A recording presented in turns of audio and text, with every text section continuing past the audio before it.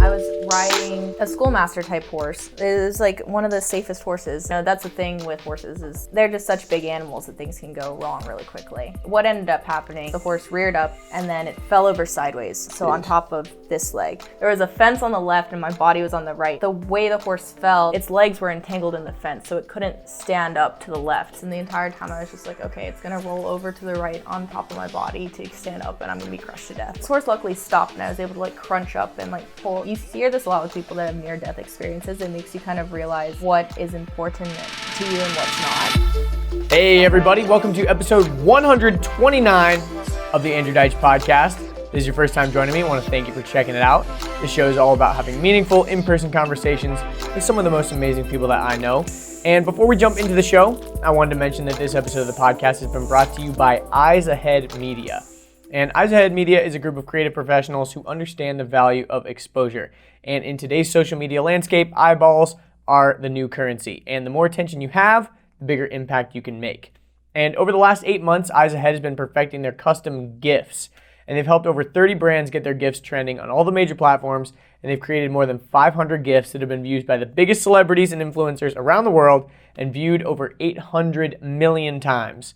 With their proven system, they consistently get their clients millions of views within their first few weeks. The numbers don't lie. So if you're interested in having your face or brand seen by millions of people around the world, visit eyesaheadmedia.com/gif for more details. All right, so my guest today is Diane Portwood. And Diane is a perfect podcast guest because she has so many interesting things to talk about. She's only 23, but I feel like she's already lived like a couple of lifetimes worth of stories.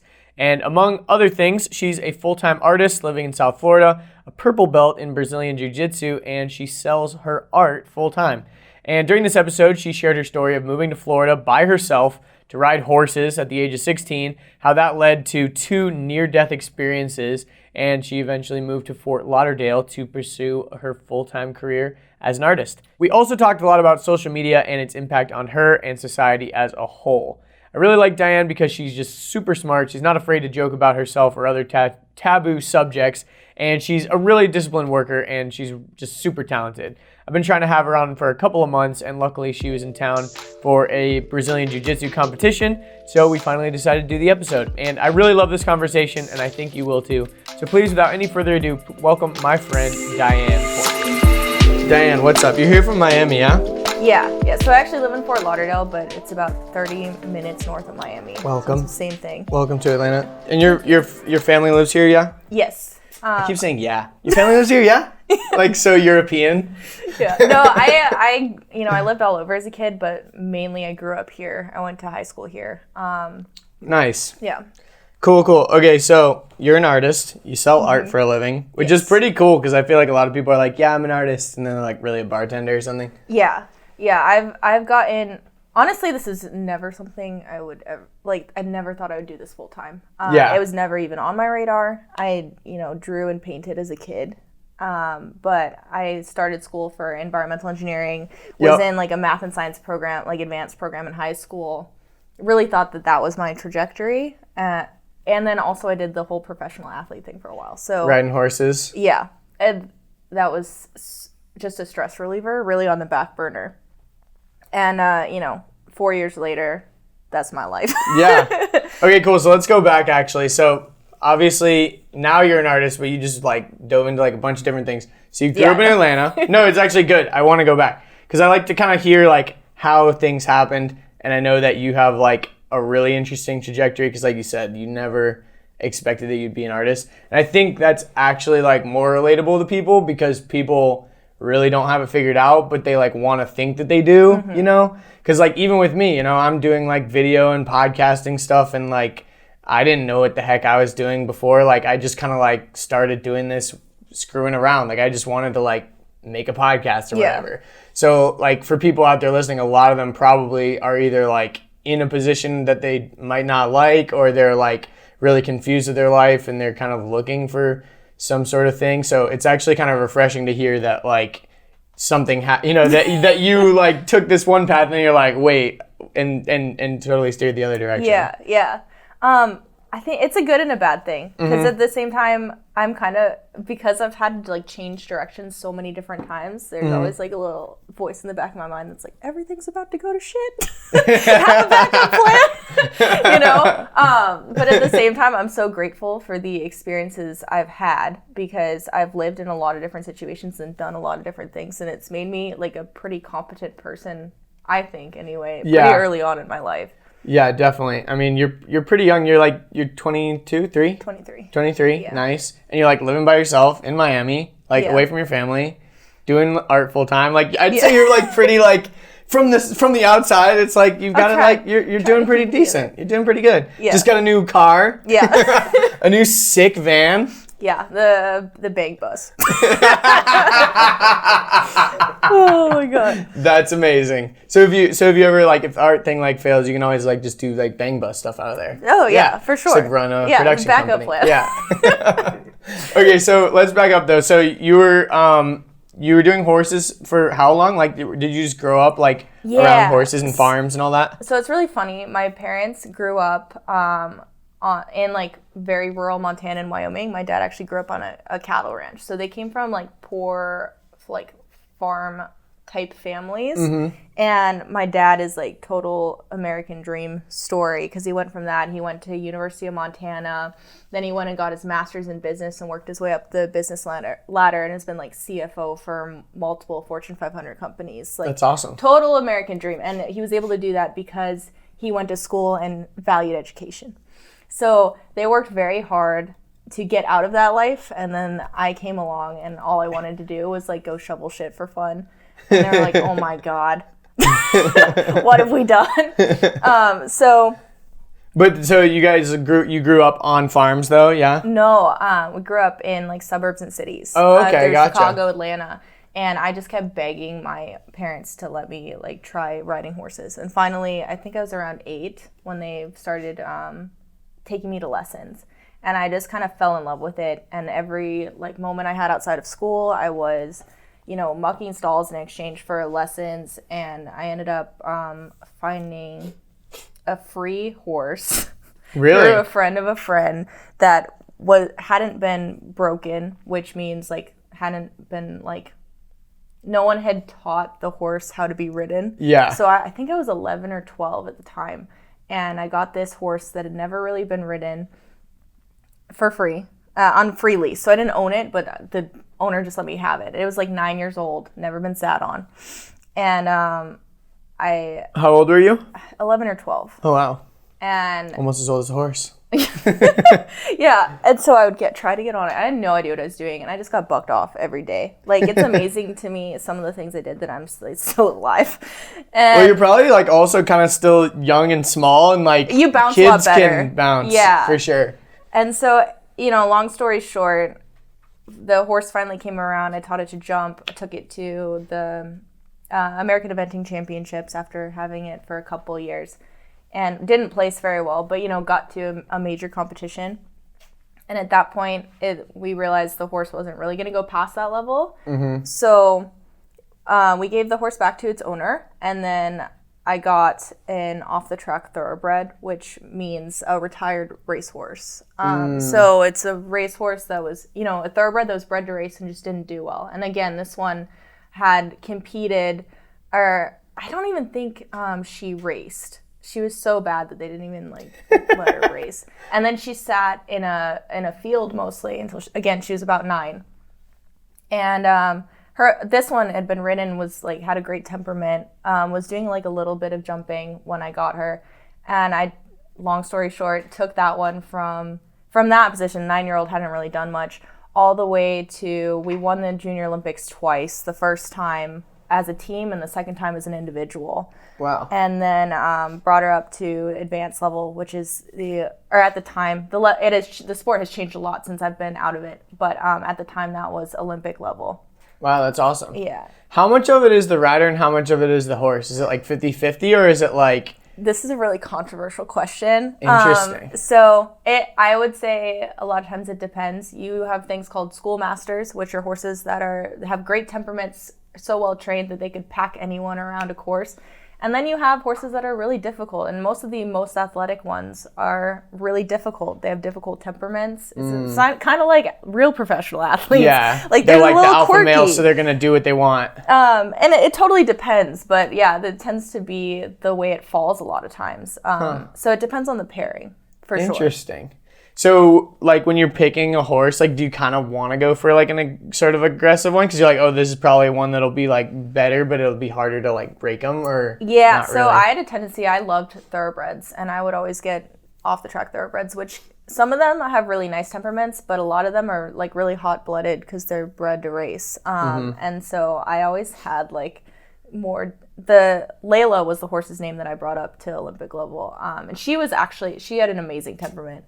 Was great. Like, she's a little more difficult when she was so fit and ready to compete, but for the most part, really great. And then I would bring up other thoroughbreds and then train them and sell them. And Nice. The ones I picked out were always just obnoxious. Like, no matter, and that's just what I liked. I like the challenge of it. Yeah, I feel like that seems like you. Yeah, I like to make my life as difficult as possible. That's awesome. So wait, so you said you were like training them and then selling them too? Mm-hmm. So like what age was this at? Like 17? Yeah, so I moved out when I was 16. I graduated high school early. Oh wow. I went into public high school or? Yeah. So Nice. actually it's a public high school, but I went into a magnet program for math and science. Okay, nice. And that allowed me to fast track it and graduate. So I moved to Florida after I graduated to work for my coach, Kyle Carter, who rode for Canada in the 2008 Olympics. What did your parents think about moving out? They weren't super happy about that. Especially when you were really 16. Yeah, and also it was the whole like, oh, I'll definitely go to college when I'm 18. And they were like, this is not what we want. Yeah. You know, because the more time you spend out of school, the harder it is to go back. Yep. And so they were supportive, but not happy, if that makes sense. Yeah, like, they were supportive that as makes they a lot of could sense. be. Makes a lot of sense. I've been there. Yeah, I think a lot of people that have kind of gone the non-traditional route have experienced that. And so I packed up the trailer and the truck, and I moved to Florida. And the first 8 months I was there, I lived out of the horse trailer because they didn't have room for me on the farm. Wow. So it was like 100 square feet of living space. So all the trendy videos people show of like, oh, I live in a 200 square foot apartment. Look at how cute it is. I was doing that before. It was cool. And it was not cute. It was a rough life. Literally a trailer. Yeah, a horse trailer. What it had did you have in small it? living quarters in the front of the gooseneck part of the trailer. So Oh, it had okay. a sink and a microwave and a small shower and toilet. And then it had a small couch and cabinets, and then the gooseneck part was the bed. Yeah. So it's a total of 100 square foot Wow. of living space. And it wasn't nice. It was like bare bones. Because some of them actually are really nice. You know, you get a $100,000 trailer, of course it's going to be nice. Yeah. This one was not. So it has like a living part in the front, and then you could hold how many horses in the back? Yeah. Didn't even mean for that to happen. That one at the time, I think it was a 3-horse. So we could have 3 horses. Wow, that's kind of cool. Yeah. I know like nothing about horse stuff. I know, most people don't. Yeah. It's interesting though, because like, you know, why would I know? It's a whole different lifestyle, and it's so funny. I've been reminiscing a lot on this lately because now I live in like a big city and it's very different. But my life the entirety of my life was so different, 4 years ago than it is now. Yeah. I mean, I feel like that's the case for a lot of people though. Especially when you're younger, like your life can change you have like no idea pretty dramatically. what's gonna happen. And like I lived in the horse trailer, and then I lived in a mobile home on the farm that it was a double wide, and we had 4 or 5 girls in it at a time, and we all worked and lived together. So it was a little bit of a rough, situation. Like, and could never escape each other. No, and you were in the middle of nowhere, and the trailer like. What part of Florida was this? Ocala. So it's like central. It's okay. It's 40 minutes away from UF. Okay, nice. And so this trailer was like, girls had been living in it, working students for 20 plus years. And so it was, no one had taken care of it. It was like dilapidated or moldy ceilings. Like, and I don't know if anyone that like worked with me or lived with me is going to listen to this, but I don't say that in a bad way. All those things that I experienced made me like very grateful for what I have building. today. And it was very it's character building. So I don't mean that in like a bad way. That's just, it is part of my life. I don't want to sound ungrateful because I had a roof over my head, which is more than a lot of people. I don't think you sound ungrateful. I think you're just kind of like explaining it how it is. It's like I lived in this thing. It wasn't like you really seemed like you had much other option. Like like that, because it's at least you had a place. It was probably better than the horse trailer. Yeah, it was better than the horse trailer, and it was I had these goals of going to the Olympics, and riding horses is so expensive. The sport is so expensive. You end up spending like $3,000 to $4,000 on every competition you do with travel, entries, all that. Plus the cost of taking care of a horse, the veterinary bills for the horse, the medical bills for you because you're going to get hurt. Yeah. And I was working like horribly long hours. So we would get up at 6 a.m. to feed all the horses. And we would ride horses and take care of them. We had, on that farm between 30 to 50 horses at any given time. Wow. And we worked from 6. It was supposed to be from like 6 until 5 p.m. And we never ended at 5. Like some days we went till 8 or 9 o'clock, and then we took care of our own horses outside of that time. So when I was training to go to all these competitions, I had to ride my horse when that wasn't happening. Wow. We were supposed to have an hour or 2 lunch break to do that, but a lot of times we had to work through that lunch break. Because when you have animals, you can't be like, oh, I'll just do that tomorrow. Like they have to be taken care of every day.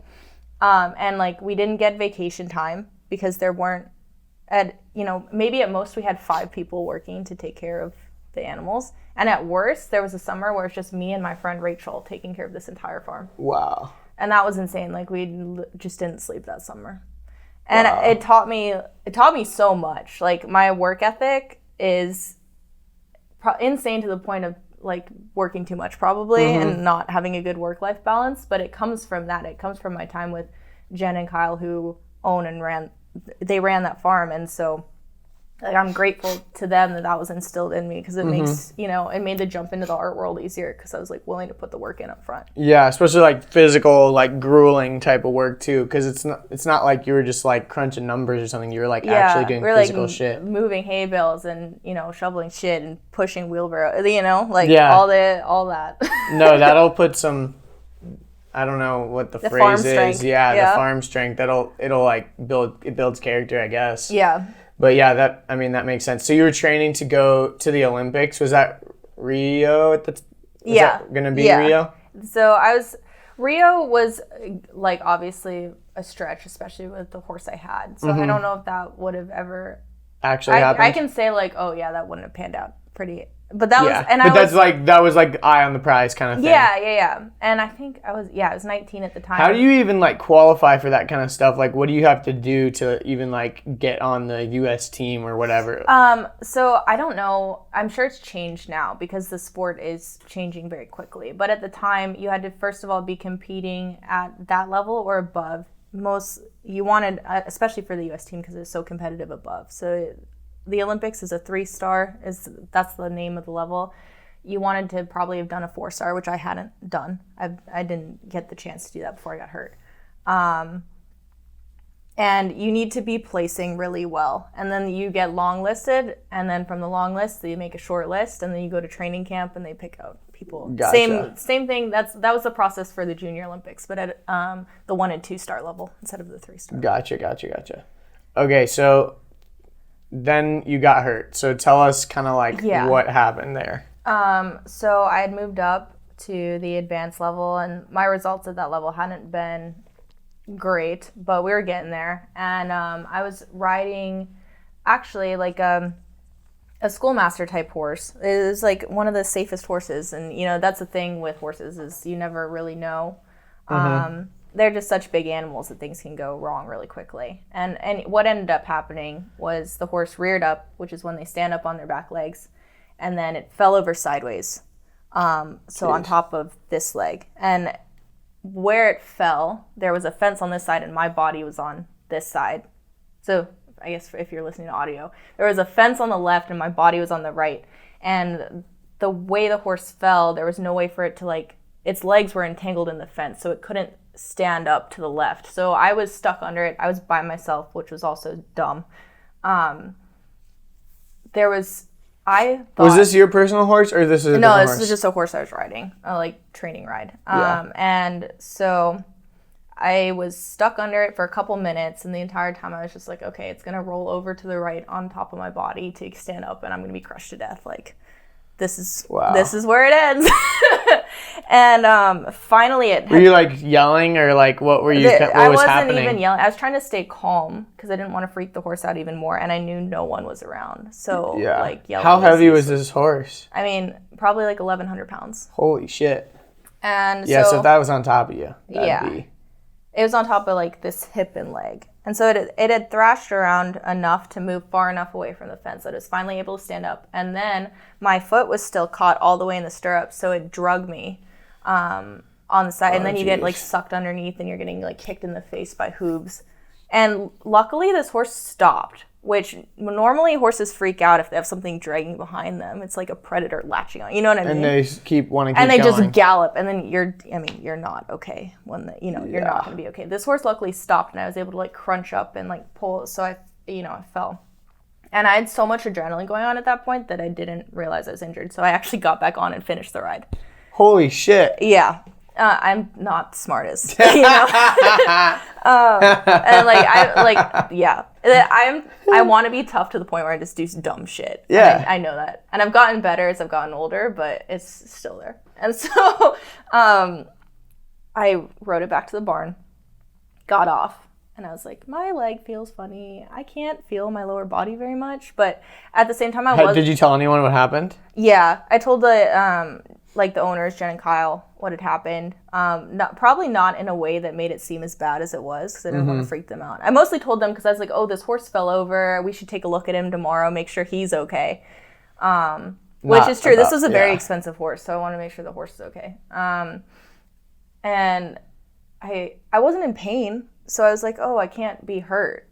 And I woke up the next morning, and I could still walk, but I couldn't feel my lower body very much, and this whole leg was like purple. Holy my shit. hip was like purple.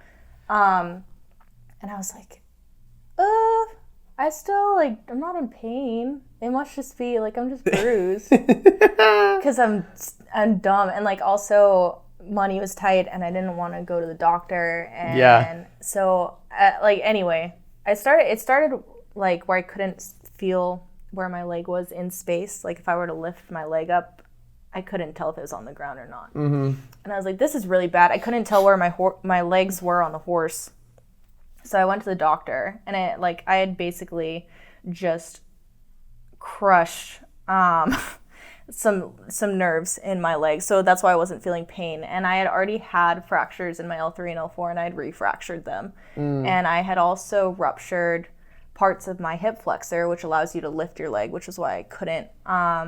So obviously that was a big deal, and at the time I was so focused on I'm gonna be a professional athlete and go to the Olympics that I was like, this doesn't matter, I'll recover and it'll be fine. Obviously it did matter, and I have lasting nerve damage. Had I gone to the hospital right away, things maybe would have been different. But as a dumb 19-year-old. So how you went to the doctor the next day or next week? Oh wow. Yeah. Because I wasn't in pain, because I couldn't feel anything. Well, because the nerves are damaged. Yeah. So I guess if you're listening, if you can't feel things, there might be more damage than if you could. Go to the doctor. Well, it doesn't hurt. Don't be like me. Yeah. Well, yeah. Pain's a weird thing though, because it's not a tangible thing. It's not pain isn't a physical. Well, maybe it is. I don't know the science behind it, but it's a feeling that you're getting, that your body's telling you it's in pain rather than Yeah. And there's a reason we have pain responses to let us know something is wrong. So if you don't have that, so there are people that are actually born without the ability to feel pain. And those people tend to die very early because they have no idea if they're sick or if something's wrong. So, and I still have limited pain. I can't feel pain I used to in this leg, so I have to be careful because I can cut myself or burn myself and I won't necessarily notice. Yeah. I do a lot of artwork with mirrors, so I shatter them, and then I have to be careful about glass shards. They're just for example, there was a time, this must have been a year ago, where I thought I'd clean everything up. Obviously I hadn't, and I ended up stepping on a fairly large glass shard, and I didn't realize it. So I was like going around the house doing chores and like not really paying attention. And I looked down and there's like blood all over the floor, and I was like, "What the fuck?" And I thought my dog had cut it herself because I was like, right? You're like, it's not me. And I was like, "Where's my dog? Like, what's going on?" And it's you. And then I realized that like I have a piece of glass sticking out of my foot. My foot's moving. Yeah. So Ow. yeah. That reminds me of one time my friend in like elementary, or no, we were like in middle school or something. And he comes into school the next day and he has like something on his foot or whatever. We're like, what happened to your foot? He's like, you guys are not going to believe what happened. And I'm like, what? And he was like coloring like some project with like colored pencils. And he was like just finishing it and like was walking away and did like a flip with the pencil like in midair as he was like walking and like, haha, I'm done. Like flips the pencil. It lands like on the butt and he literally like stepped on the pencil. Oh Lord. And there was like literally pieces of like colored pencil like in his foot forever. But yeah, he was like, yep, stepped onto a colored pencil. I'm an idiot. Yeah. But it reminds me of that because I'm like, the bottom of your foot, it just seems like it would hurt so bad. Yeah, and I just like don't, and even you can't really feel it though. Yeah, and muscle soreness, it doesn't really feel like muscle soreness on that side. It feels like a weird burning sensation, like you're like falling asleep. Yeah. So it's just a different sensation. Your body has to tell you in different ways. Yeah, and I like have a few balance issues, and I still have my spatial awareness isn't perfect. Yeah. But it's a lot better. And I mean, I was told that I would probably not walk without a cane ever again. Oh wow! So in the beginning, you were walking with a cane. Yeah, I was in a wheelchair for a little bit. Wow. And then I had. And you said what was all damaged again? It was like the hip and part of your spinal cord too. Hip flexor, and then my L3 and L4 were. That was like. That was the fourth time I had fractured them. I had pars fractures. Just from doing all the dumb shit on the farm. But yeah. And I also had a genetic predisposition to them as well. So a lot of people can actually have pars fractures and they never know it. It never causes them pain. Maybe a little bit later in life they'll have more of a predisposition towards arthritis. But once you reach 50, 60, you expect to have a little bit of back pain. It's not bad. But mine were severe enough and in a bad enough place that they had been affecting me since I was like 12. Oh, wow. So it was the combination of what I was predisposed to and that injury that finally kind of did me in. Yeah. But yeah. Not fun. So what happened in your life after that? Like, I mean, I'm assuming you had to pretty much just like flip your life upside down because horses were your life and then you couldn't really do it anymore. So what'd you do? Yeah, and that was a really scary time too. And I did not handle it well. I didn't really tell my family what had happened because they already didn't like what I was doing, and then that was the reason I got hurt. So I was like almost, I guess, embarrassed in a way. Yeah. So I kept that. I told them I'd gotten hurt, but I didn't tell them the extent of the injury. And I only saw them like once a year. So it was something that wasn't that hard to hide, I guess. Yeah, and for sure. In hindsight, that was dumb. Don't do that. But at the time, and like even with my friends that I lived with, at the time I was managing a different farm and living away from Kyle and Jen, just visiting them for training. And I kind of kept it away from even Kyle and Jen, who were, they were my coaches and basically had become my parents because I started living with them so young.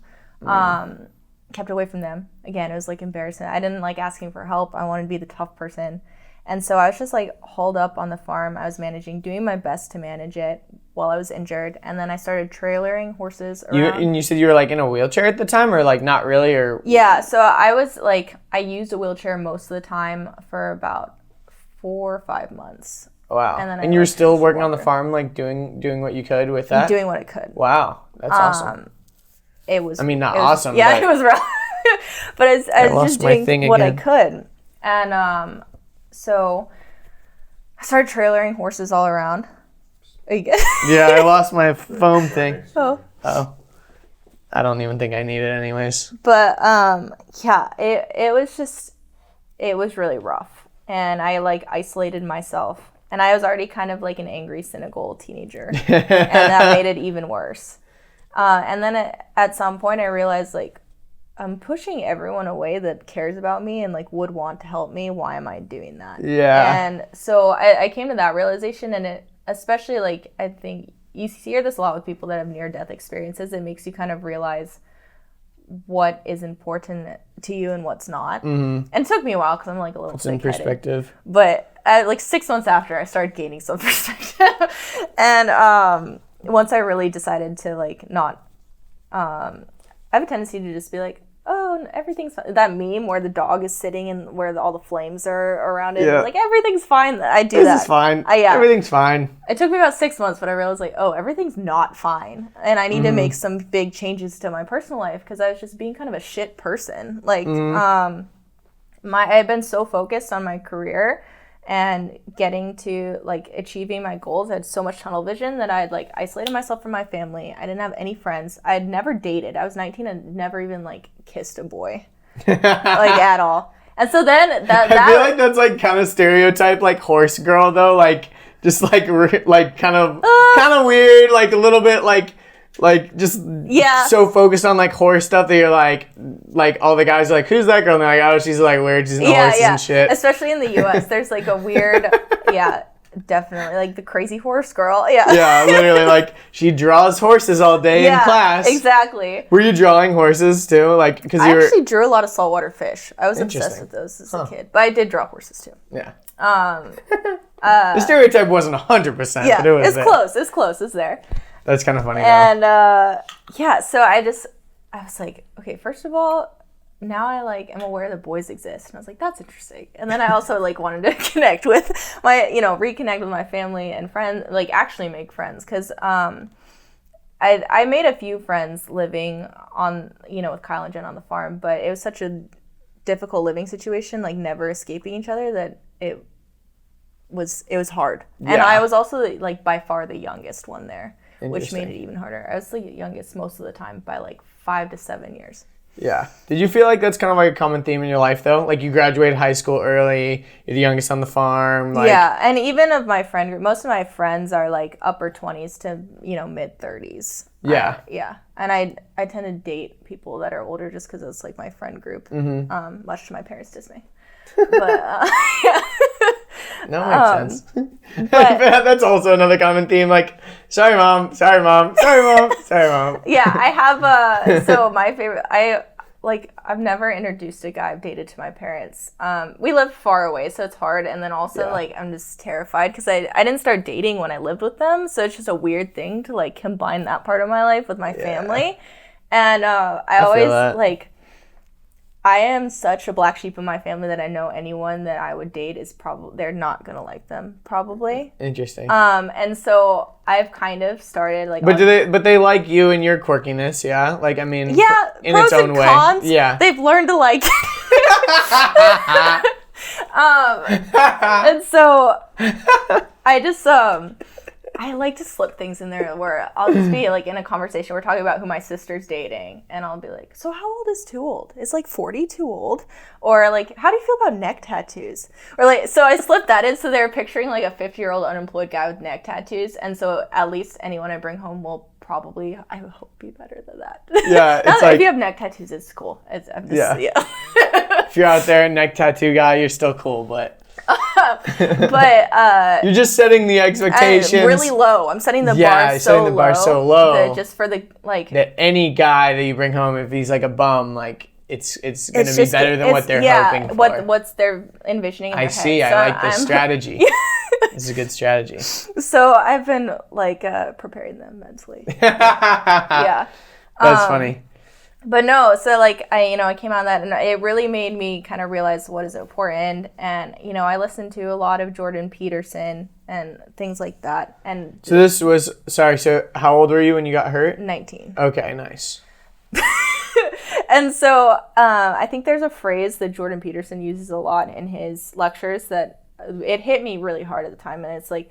He talks about like waking up one day and realizing you're 95% dead wood that needs to be burned away. Mm-hmm. Like you have forest fires that burn away the stuff and like create fertilizer essentially for new stuff to grow. Like, wonderful metaphor. But that's what I woke up, 6 months after the injury and was like, holy shit. Like, I'm not the person I want to be. Mm-hmm. Now, I don't think I was like a shitty person per se, but I just was not. It was time to burn the dead wood. Yeah. That's good. I love Jordan Peterson. He's the man. I know you've used the, like some of his quotes in your pieces too. Mm-hmm. Yeah. Yes. Honestly, my one of my most famous pieces is called "You Can Start by Cleaning Your Room," and a lot of my work, I've used I do a lot of lettering in the backgrounds with quotes that are relevant to what I'm painting about, and a lot of his stuff is in there. Yeah. Yeah. I know actually. I don't know if you heard this, but his wife has cancer, I think. And he recently went into rehab for... Oh, yeah, I did hear about that. For anti-anxiety meds or something. So I'm like, it's kind of crazy because you're like, whoa, Jordan Peterson's going to rehab. But at the same time, it's actually kind of cool because, he's, doing the right thing. He's aware he needs help. And, it must have been a difficult decision because I'm sure he knew that it would be big news. And then, his whole thing is he's trying to help people. And there are going to be a lot of people that are like, oh, well, he's in rehab. Why should I listen to him? And for him to make that decision, I think it's really brave of him. Yeah. And obviously we don't know him personally. It sounds like he checked in very early on. He was taking those anti-anxiety meds because his wife was basically dying in front of him. And I guess she's doing better now. Yeah, I don't know the full extent either, but... And, he tried to get off of them and had such an extreme withdrawal reaction. That's when he checked in. Yeah, it probably scared him. Yeah. So because also dealing with, being clinical psychologist, he's probably seen a lot of that and knows the telltale signs I need to go. Yeah. So it's, I think, really brave of him to be self-aware enough. Because a lot of us give really good advice and then don't take our own advice. Very true. I'm the friend in my friend group that I'm the one that gives really good dating advice and then it makes dumb decisions. But it's hard to apply your own advice to yourself sometimes because when you're giving advice, you're an outside party, and when it's with you, you're not viewing it from an outside party. Yeah. You've got all the emotions you're wrapped really up biased. into it. Exactly. Yeah. So to me, and you don't want to admit that you're wrong and stuff like that, Yeah, I think he's actually setting a really great example by doing that. Yeah. But I'm sure there are people that'll take it in a negative light. Yeah, but those are he's no stranger to having people taking things that are positive into a negative I'm sure he'll be light. okay. Yeah, he's pretty. I feel like he's pretty much bulletproof at this point as far as overcoming a lot of the media scrutiny and shit like that. Yeah, I can't even imagine because I have a small following from the art thing, and even that stresses me out. So I can't imagine having every YouTube video you post gets over 1 million views, and he's talking about controversial subjects that invite people to be nasty. Totally. Yeah, I don't know how he does it, to be honest. Yeah, me neither, but I'm thankful for him because, seriously, I know for you too, his books and, his lectures and stuff have been, really important to me. Because, he explores subjects in a way that you're I've never even thought about it that way. Yeah, exactly. How'd you even think of that? Yeah, because even if you don't necessarily agree, it's just an interesting viewpoint. Yeah, And I think he does a really good job of inciting conversation because a lot of people... when you're talking about controversial things, they don't want to have a conversation. They just want to prove you right. Or prove you wrong, prove themselves right. Mm-hmm.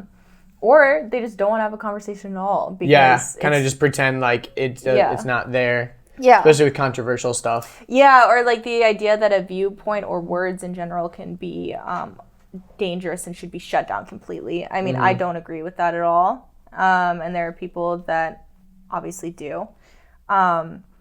But I think he does a really good job of engaging with those people because the only way forward is to engage with each other, in my opinion. Yeah, that's part of the reason why I love doing this podcast too, because I've thought about it before where I've had people on the show that I don't necessarily agree with, and some parts of me even this again kind of like you were saying the small audience I do have in comparison to a Joe Rogan or something like that I can't imagine the stress that's on people like that to have someone that they don't agree with on the show. Because you feel you're giving them a platform and all this stuff, you're blah, blah, blah. But the real important thing is to have a conversation in the first place. It doesn't really matter whether those conversations and those opinions are getting introduced to the world, because they're going to get introduced anyways in their weird little echo chambers, and then it's just going to reinforce bad opinions. Yeah. So it's you need to let the ideas flesh themselves out in the public and in an open dialogue so that you can let people kind of form their own opinion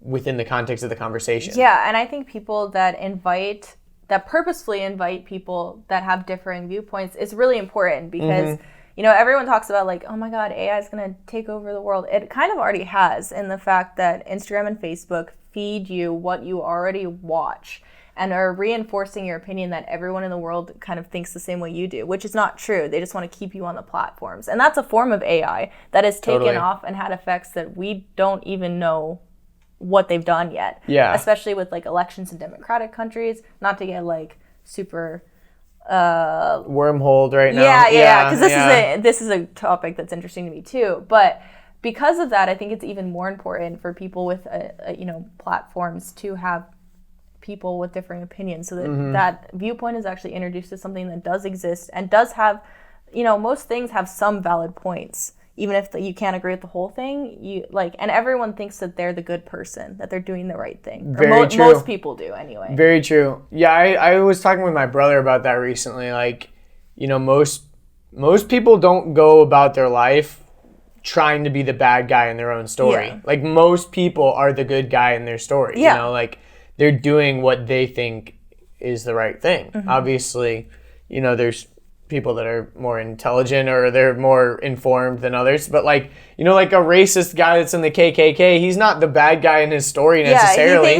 He just literally is. I mean, he's probably brought up around racist people. He's never engaged with other cultures or anything like that. And that's why I think, like traveling and engaging with other, maybe even like living in a big city or just doing anything like that to like expose yourself to other viewpoints is super important, because if you never expose yourself to any other ideas, like you're just gonna be married to your like ideas that you've had forever. Yeah. And I mean, the worst thing that comes from engaging with someone with different viewpoints is that you learn how to defend your own viewpoint better. Like, nothing bad will come of it. Very true. Yeah, I agree with that 100%. Like, I think that, you can always learn something from everybody. And whether it's how you don't want to treat people, like, someone's rude to you, it's like, okay, what can I learn from this? Like, I'm learning that I never want to be treated the way that guy treated me. So I'm going to like do my best to like remember that, and not ever treat someone like that. Or, you talk to for example, for me, like an ignorant grandparent or something that's like saying some shit that you're like, yikes, but it's like, you're like, wow, those people are out there, and, that makes me want to not be like that when I'm older, and be open-minded to things and whatever. So, yeah, I think there's always something to learn, even from people that you don't, like, agree with or whatever. Yeah. And that's, like, a good just viewpoint to have in general, because it makes life better, because you don't go around thinking, like, oh, these dumb people, blah, blah, blah. You go around actually, like, thinking kind of, what can I glean from this, rather than this was like a pointless interaction or whatever. Yeah, I think it's a much healthier viewpoint, because I can't imagine, I get people that message me every day that, something I posted was offensive and I should be careful because I have enough people following me that I'm, a good or a bad influence. And I can't imagine going throughout life and seeing like, I posted something about how I use paper plates as palettes to paint on. And I got like 10 messages from people that are like, I'm unfollowing because I'm offended that you use paper plates because it's bad for the environment. And that is a valid point. Paper plates are not the best for the environment. I should use a plastic palette and clean it off every time.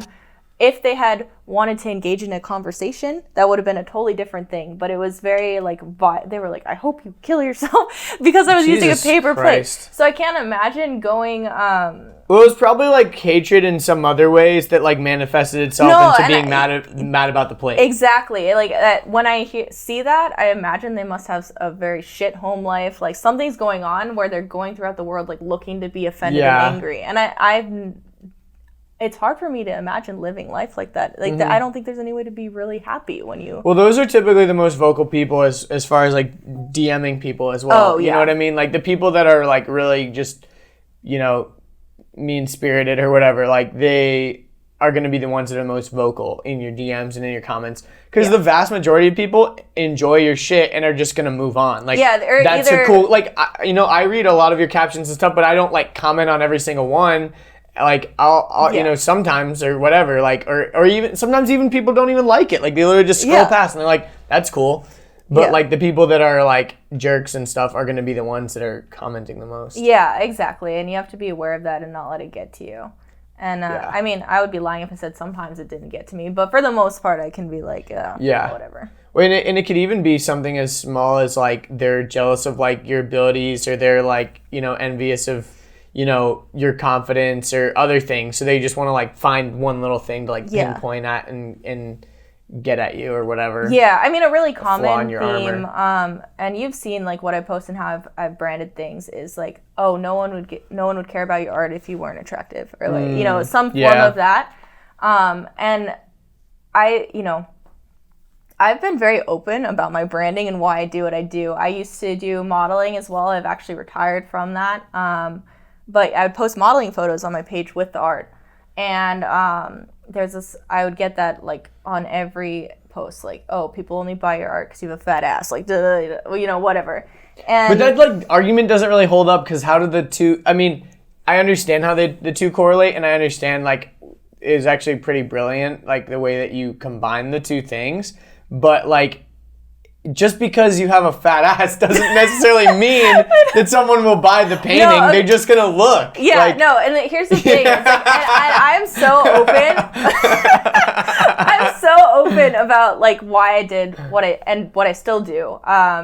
It's that on Instagram, on that platform, there are certain things that get a lot of attention. Yeah, asses are one of them. And like as an artist, you have two jobs. You have the job to create art, and if you're doing this professionally, you have the job to sell the art. And selling requires a brand, and it requires getting eyes on your work, because if you have artwork that's my originals, the bigger ones are priced between like $2,000 and $10,000. Most people can't drop $2,000 to $10,000, especially on Instagram, like on a luxury, luxury product. Like, art is not a necessity whatsoever. It's a complete luxury purchase. So the audience you're marketing to is so small. So you need a lot of eyes on the work to find the few people that can afford it. And the thing is, what captures eyes on Instagram? Like girls do easily. And there are other things too. Like obviously there are tons of artists that have taken off on Instagram just posting photos of their artwork, and like hats off to them. That's great. I found a way using all the assets that I have with like, so I try to do like funny captions too. I try to be funny on the internet. It's easy to be witty because you can think about it for a little while. Yeah, right? You're like chaotic good. Like you're like the edgy, but also like insightful captions and stuff like that. And so that combination is attracting a lot of people to view the artwork. And that's all I was trying to get, was more eyes on the page. What sells the painting is that people actually like the artwork, because generally it's men that buy artwork. I do have a lot of, I would say like my clientele base is probably 40% women, 60% men, as far as people that buy from me. But any dude that maybe, sure, the guy started following me because I like posted a modeling photo or whatever. But any dude with the amount of money that you need to have to be able to drop $4,000 on a painting like that knows that he can get, just to be blunt, hotter women for a nice dinner at like a steakhouse in Miami. You know what I mean? Yeah, and also like what's gonna happen? Like, ooh, I'm gonna buy Diane's art, and then like maybe she'll go out with me. Yeah, or, like no, the people that are that successful don't think that way. Like they're not gonna pander to some girl on Instagram. It's like equating it to like cam girls or something, where it's like, oh, maybe if like I'm the top donator on her stream, she'll talk to me more or something. It's like, I don't really think it's the same thing, but people probably think it is or something. Yeah, I think it's people that don't really understand the art market. And to be like totally fair, I'm in the very lower end art market. I'm not going to auction. I'm not selling my paintings for hundreds of thousands of dollars. I'm selling them at like small art fairs and online. So I'm not trying to say like I'm an expert on the art market, because I'm not. Like I'm actually doing things outside of galleries for the most part, which no one could do, 20 years ago. The art market is totally changing in that way. But like it just doesn't work the way people think it does. To me, like the Instagram thing, I will always have more pull in real life at art shows. I'll always be able to sell more at real art shows. The Instagram thing is more to sell the prints, like the lower price things, and then to occasionally like bring new collectors in. And then also just keep people updated on the work. There's something to be said about having like a larger number of followers gives you more validity. Like people are willing to send me $2,000 and they know the painting will be sent out. Yeah, that's true. So it's just more trustworthy because like, let's say someone paid me and I just never sent the painting. They could, blast shit all over my social media and like ruin my reputation. They know that. So like, the numbers thing definitely it gives people more of a comfort, I think, paying me, and it makes me look more professional as an artist. Do you need to have a large following to be a professional artist? No. I know a lot of people that are actually in the high-end market that are selling paintings for $10,000 to $100,000 that have no social media. Yeah. One doesn't like lead to the other necessarily. There are so many different ways today to, do it successfully. Yeah. And this is the way I found. Yeah, for sure. I want to go back for a second because obviously we kind of like skipped ahead to the art stuff, I since we're talking about it, I want to talk about it. Do you think that like you were kind of talking about how art is like a luxury purchase? Does that ever like fuck with your head as far as like your like quote unquote like value to society or anything? Because like obviously with the horses thing, you're like, you said you were working like so many hours because literally like they were living things you had to take care of. Like you couldn't just like not do the work and like, oh, I'll just like feed them tomorrow. Like they're gonna die. So like, that has like intrinsic value in itself. Like you immediately find the value in the work. And with art, it's kind of like, I'm making all these paintings for like rich dudes. Like what the fuck is the like... Yeah. No, I think about that a lot, actually. It's like constant existential crises. But I've been that way since I was a kid. Like, I always think about that. And I will say I more easily got value out of work when I was literally just a farmhand shoveling shit. Because you see, like you said, you see the impact of your work right away with these horses that are going to competitions and winning, and you help take care of them and train them and all that. Yeah. The value's like built into the work. Yes. Kind of. Yeah. With art, it's a little bit different, especially like I had to get over this too, where, you have to find the value within yourself. You shouldn't rely on other people to give you value, but we're also social creatures and other people's opinions are going to affect that. And like when I explained that I worked on farms and stuff, people automatically understood how much hard work that was. When I say I'm an artist, people are like, oh, so she just paints all day, or like, oh, so you mean you're unemployed? Literally. Or they see your Instagram and they're like, oh, she just posts butt pics. Like, cool. She probably sells like one painting every like fucking couple months or something. Yeah. And she's probably like got sugar daddies or whatever. Like literally people just make assumptions immediately. Oh yeah. And that was really difficult for me. Yeah, and that's a whole nother topic, but living in South Florida and the social culture there is very difficult for me, coming from small towns where everyone is kind of like closer and more connected. But yeah, I found that to be super difficult at first, is that no one took me seriously or respected what I did. Like if I said I, worked in a cubicle somewhere, I would have been much more respected by way more people.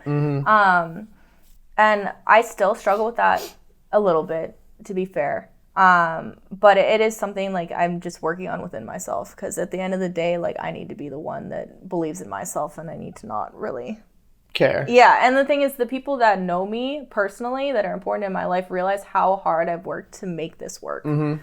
Because it's not just me painting. Like I said, it's a whole other thing. It's like marketing, going to art shows. And like when I was still living in Central Florida and the art thing was starting to take off, I would work on the farm all week. On Friday morning, I would drive to South Florida, set up a whole tent by myself of like all my paintings. And then I worked the tent by myself because I couldn't afford employees. So I was there all weekend, from Friday night to Sunday night, like barely taking bathroom or food breaks because I couldn't leave the tent unattended. I would pack up all my shit Sunday night, drive through the night, so I'd be back at the farm Monday morning. It's for my 6 a.m. shift. Jeez. Like that was my life every weekend. And so it's not like I haven't put in the work, it's just that it's not as visible and people don't realize what goes into actually building like a clientele base. I shouldn't say you can't. It would be very difficult to build an entire like luxury clientele base off of Instagram. Like the shows will always be like the main source of collectors and sales. And that takes so much work and so much networking. And like, Do you think it's like something mental about like seeing something in a show where everyone's looking at it and everyone kind of like is thinking about wanting it, that then they want it more because it's like on the wall in front of everyone? It's like, I'm going to get that one. And like a lot of these people in here can't even like afford it. Like it's almost like a mental thing. There is that. And then I think too, it's almost impossible to capture like the depth and detail of artwork in photos, especially on Instagram, because the like photo quality of uploads is just so low. And you're looking at it on a little screen in your hand. Yeah, and so it just doesn't look super impressive. And a resounding thing, even from people that have bought, paintings just off of Instagram for a couple $1,000s when they get shipped, like I always get, oh my God, this is so much better in person. Like, which makes me feel good. It would be really shitty if they were like, I thought this was, I would feel so bad. It's looked way better on Instagram. Yeah. Damn it. I'm not even hanging this shit up. Are you face tuning your paintings? What the fuck? That's the interesting thing. I've never thought about People do that. Holy shit, like portrait paintings and stuff like that? Like paintings of like real things? People will Photoshop parts of their paintings to like look better. I guess that makes total sense. And like I definitely color correct because you don't always, depending on lighting and especially resin, it's shiny. A plastic epoxy that you can cover artwork with. It almost looks like glass over the top, so it's really shiny. It can be really hard to get a good photo without reflections. Sometimes impossible because I'm just using an iPhone. I don't have like a professional. Yeah, and you're in your house with tons of windows and shit. Yeah. So I do like color correct. And then for prints, sometimes I'll go in if there's like a small blemish. I'll I'll fix that for the scan so that when I reproduce prints, it's a little crisper, whatever. But as far as like if I'm trying to sell that original artwork, there's nothing photoshopped about what I post because that would be like my worst nightmare if someone gets their painting and is like, actually, I fucking hate it. Yeah, I mean, that would suck. Yeah, I've never had that happen. That's good. I would like to avoid that. Have you ever had artist friends have that happen? The biggest thing that I hear about is people that order commissions, like a custom painting, and then they don't like how that turns out. Yeah. And I've never had that happen either. And I think that's a communication issue more so than anything. Like, even if someone says, oh, I just love your style, I want this subject matter, do whatever you want, they don't mean that. They have a vision in their head and they don't know how to explain it. So it's my job to ask them questions to figure out what it is exactly that they want. Yeah. That makes sense. Yeah. Yeah, because I can imagine, like, how people are just like, yeah, do whatever. Like, even I think about, like, I saw this one thing. It was like a tattoo glory hole where this guy basically had like a hole in the wall. You stick your arm through, you don't even know what you're going to get tattooed. And people were just so confident that this guy was good that he could literally do like anything. I'm like, dude, that would stress me out so bad because that is going to be on your life forever. And you're just like saying that you like any, like there was one girl that was like, I love it. It's like, ooh, cringe. I mean, there are some people that are just like kind of chaotic enough that I'm sure they're actually fine with it, but the majority of people aren't. I think if you have enough tattoos, it's fine. Because I actually knew this one guy, or I didn't know him.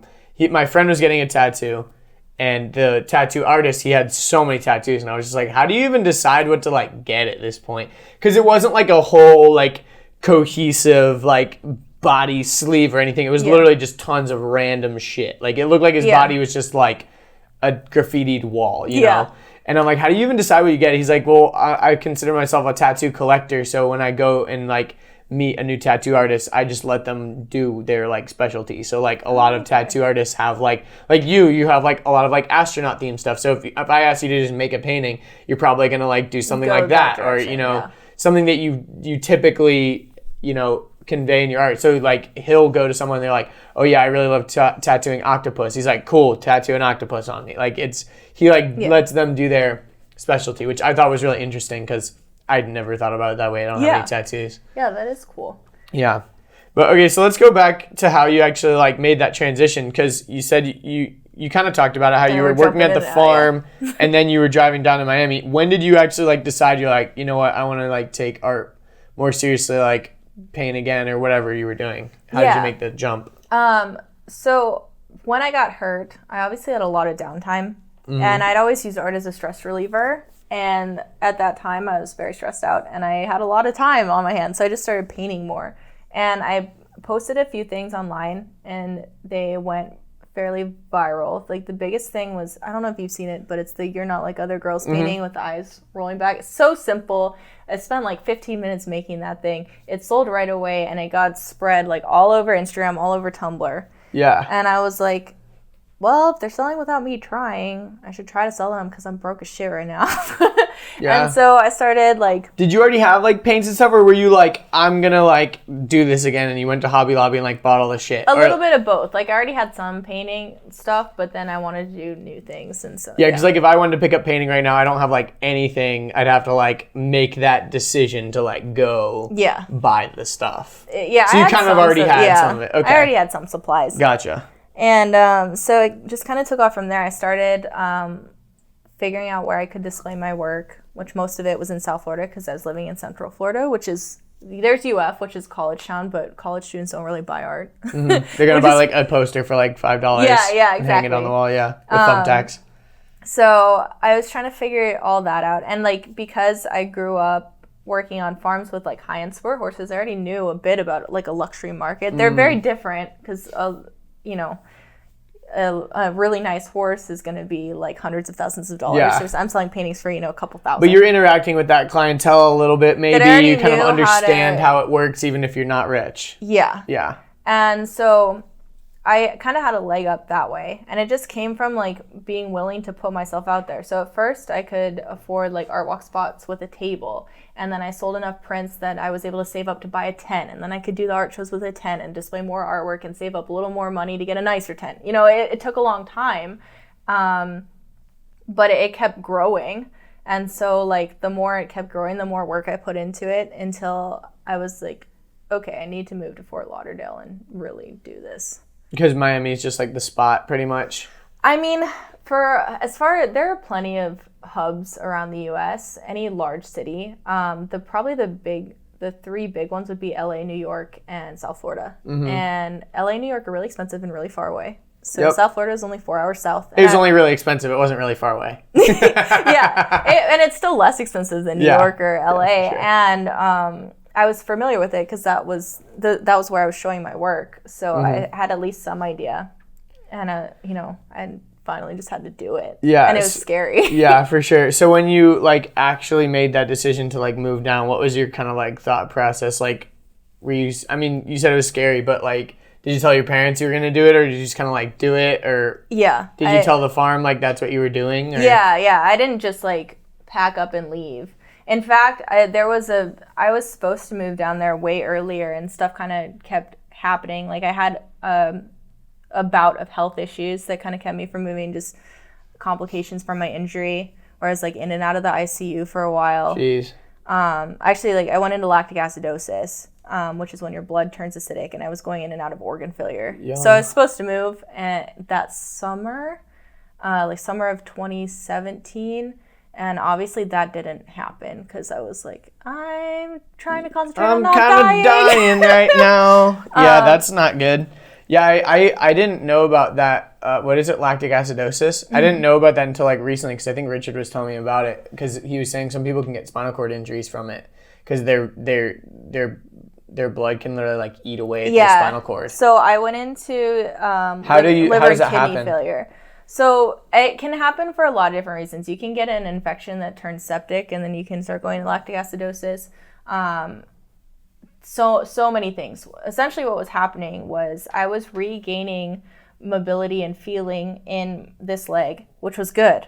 But the nerves still aren't like 100% and will most likely never be. Mm-hmm. And it was essentially causing my leg to constantly have tiny muscle spasms, almost like tiny seizures constantly. And my muscles were atrophying at such a rate that it was actually turning my blood acidic. Oh, wow. And I was just losing a lot of weight all over, so we couldn't tell that a lot of it was coming from this leg. And like they had I couldn't feel that it was happening. They were so small. Was it because they were spasming all the time it was atrophying? Yeah. Because it could never rebuild? Yeah, exactly. So they're just like, the muscle was just dying. The muscle mass. I know that happens with people with like epilepsy that are always having seizures all the time. Their body is just exhausted constantly because the muscles are always tensing and retensing. And I just felt really shitty and really sick, and I didn't know why. And I woke up one day and like I was just covered in bruises for no reason. Holy and I was shit. like, that's not normal. I'm going to the hospital. And then they realized, they did a bunch of blood tests. I was going to lactic acidosis, going to liver and kidney failure. And they're like, what the fuck? Why weren't you in here earlier? And I was like, I just thought I was sick. I don't know. Right? And so then... like, not this again. Yeah, exactly. And they couldn't figure out what was wrong. And obviously it wasn't... I was going into organ failure. There was no way I was getting like a transplant because I didn't know what was wrong, what was causing it. So they were basically like, we don't know what's happening, but it's not good. And like, if we can't figure this out, you're going to die. So I went into end of life counseling. Jesus Christ. Yeah, it was bad. That's scary. Yeah. So anyway. And you're in Florida? Were your parents freaking out? I was in Gainesville. I didn't really tell them what was going on again. We have a much better relationship now. But I like wanted to be the tough guy so bad. And that's something like after these experiences, I've had to let go. It's still like, I think I'll always have that propensity. But I've gotten better. Yeah. And so I only told them after. But yeah, while it was happening, I was like, I don't want to talk to anyone. Yeah. Yeah. And so they figured out what was wrong. And all they did was put me on some steroids and muscle relaxers, and I was fine. Weird. And like we basically I get my blood work done every few months to make sure everything's normal. And like I changed my diet, I changed my exercise habits a little bit.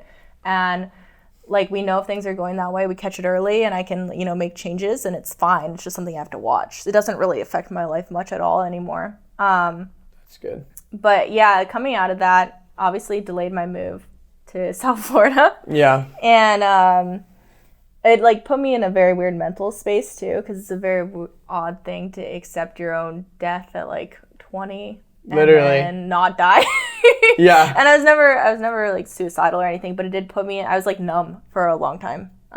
Whereas like I don't know what's going on. Like and two, I had like some anxiety of like, well, things could, like I was saying before, things could go to shit at any time. Like what am I doing? Mm-hmm. So I kind of had to figure that out before, changing my life even more. Mm-hmm.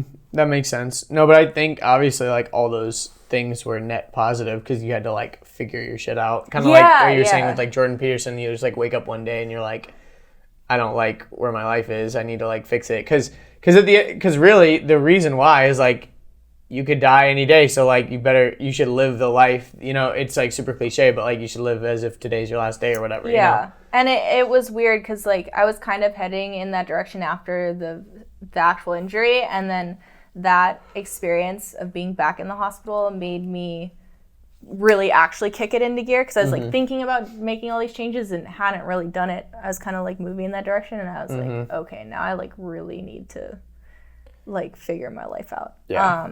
And I think I'm a much better person for having those things happen. And I think I would have gotten to that point eventually. It just like fast tracked it. Definitely. Yeah, I mean, I've been spending a lot of time around people with, like spinal cord injuries and like disability stuff with like Richard. And like I've realized that a lot of people that go through these really, traumatic events in their life or whatever end up being really good at, tons of other stuff like, just like problem solving and, just having a super healthy relationship with life and death and like all kinds of stuff like that. It's really interesting. Well, I think either it's going to fast track you in a direction, whether that's a net positive direction or a very negative direction, and you have that choice. And obviously there are people like, my situation is not nearly as bad as some people's situations, Totally. Like I've come out of this okay, and like I don't want to sound like I'm saying like, oh, people that went through bad things and then became a shitty person, it's all their fault, because like there's so many things that are out of your control, and it can make you really cynical. And like I do have a tendency to be really cynical, especially about like the intentions of other people, and I'm working on that, but that's something that will probably always be there, just because of my experiences. But it is a choice at the end of the day. And like I started, after that happened, I started going to cognitive behavioral therapy because I was like, I have a lot of anxiety from this and like negative thoughts. And not that I was like diagnosed with anything, not that that's a bad thing if you are. But I think people that could make their life better don't go to therapy because they're like, oh, well, I'm not sick. Like, nothing's wrong with me. Why would I go to therapy? Like, people are going to think I am. It's not a big deal. Like, if there's a way you think you can improve your life mentally, it's like a personal trainer for your brain, you know? And I do see it being less stigmatized with people my age, like the younger generation. It's still pretty stigmatized, I think, with older people. But that has helped me immensely in, like, not being a hypochondriac and, like, having, you know, anxiety about my health. And then also because I wasn't really that social till an older age, and I didn't start dating till I was like 20. I had a lot of, like, social and dating anxiety, which, you know, the art thing helped too because I had to go to art shows and be a normal person and talk. But there's, you know, I think everyone kind of compartmentalizes things, and I've always been good about, like, being a good business person. And then when it came to my personal life, it was just shit because I was, like, hermiting up, and I always joke about that, like, oh, I'm hermiting up. But I do, like, I just don't talk. I just cuddle with my dog, and I go to work, and I go to the gym, and I don't talk to new people. And, like, I rarely date because of that. And, like, that's an important part of your life too. Like, you have to have that work-life balance. And I'm so bad at that. And I was like, I think I need help. I think I'm going to ask. And that was a big step for me because I do not ask for help. Like, I'm like, I could do it by myself. I'm a strong, independent woman. But sometimes, like, even if you can do it by yourself doesn't mean you should always. Yeah, no, it's totally true. Yeah, I think that having the, like, because you kind of said it before, you know, you got hurt and you're like, no, I'm good, I can do it myself. And then you get, you know, something else happens, no, I'm gonna, like, and like, everyone's like, why didn't you ask for help earlier? Yeah. It's good that it's, you know, you've realized in certain other areas that it's like, I probably should, like, take a third party's advice. Kind of like what you were saying, like taking your own advice or whatever. Exactly. And it took me, like, almost dying twice to realize it, but I was like, I do need to be able to ask for help. Just like, I'm that stubborn. Yeah. Well, the thing about asking for help too doesn't necessarily mean you're weak. It can mean you're smart. You know, like in business, it's not like the biggest companies in the world aren't run by one guy. Yeah. Like, you know, they have employees. Like, they bring other people on because I think a smart person realizes that not only their strengths but also their weaknesses. Exactly. And can help and can bring other people in. Like, I know, like, Gary Vaynerchuk talks about that all the time. He's like, I'm super self-aware. I know all the things that I'm really good at, and I keep those for myself, but, like, everything else I delegate out. Yeah. And things like that. So, I mean, I think that that's super healthy. No, it is. And, like, I've always wanted to do everything by myself and be, like, superwoman, but you can't necessarily do that. And you're only holding yourself back with that kind of attitude because you're not using yourself to your full potential. Yeah. Even though it's kind of, it seems backwards because you're like, oh, people are helping me, then I'm not. Are you the youngest in your family too? I'm the oldest. Oh, you're the oldest. Gotcha. Yeah. Interesting. And you have sisters, you said? Two younger sisters. Yeah. Because I'm the oldest too. I was thinking too, a lot of times, like, the youngest one is, like, you know. They want to prove. Yeah, I don't know. Or, like, the black sheep or whatever. Kind of interesting. Yeah, I'm, like, the oldest. And or it could be both. I'm older too, and I was like, I'm going to drop out of college. My parents freaked out and stuff too.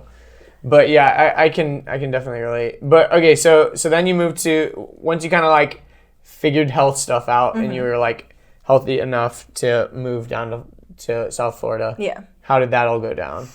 Well, I kept delaying it, and finally I was like, fuck it, I need to find a house. I need to just do it.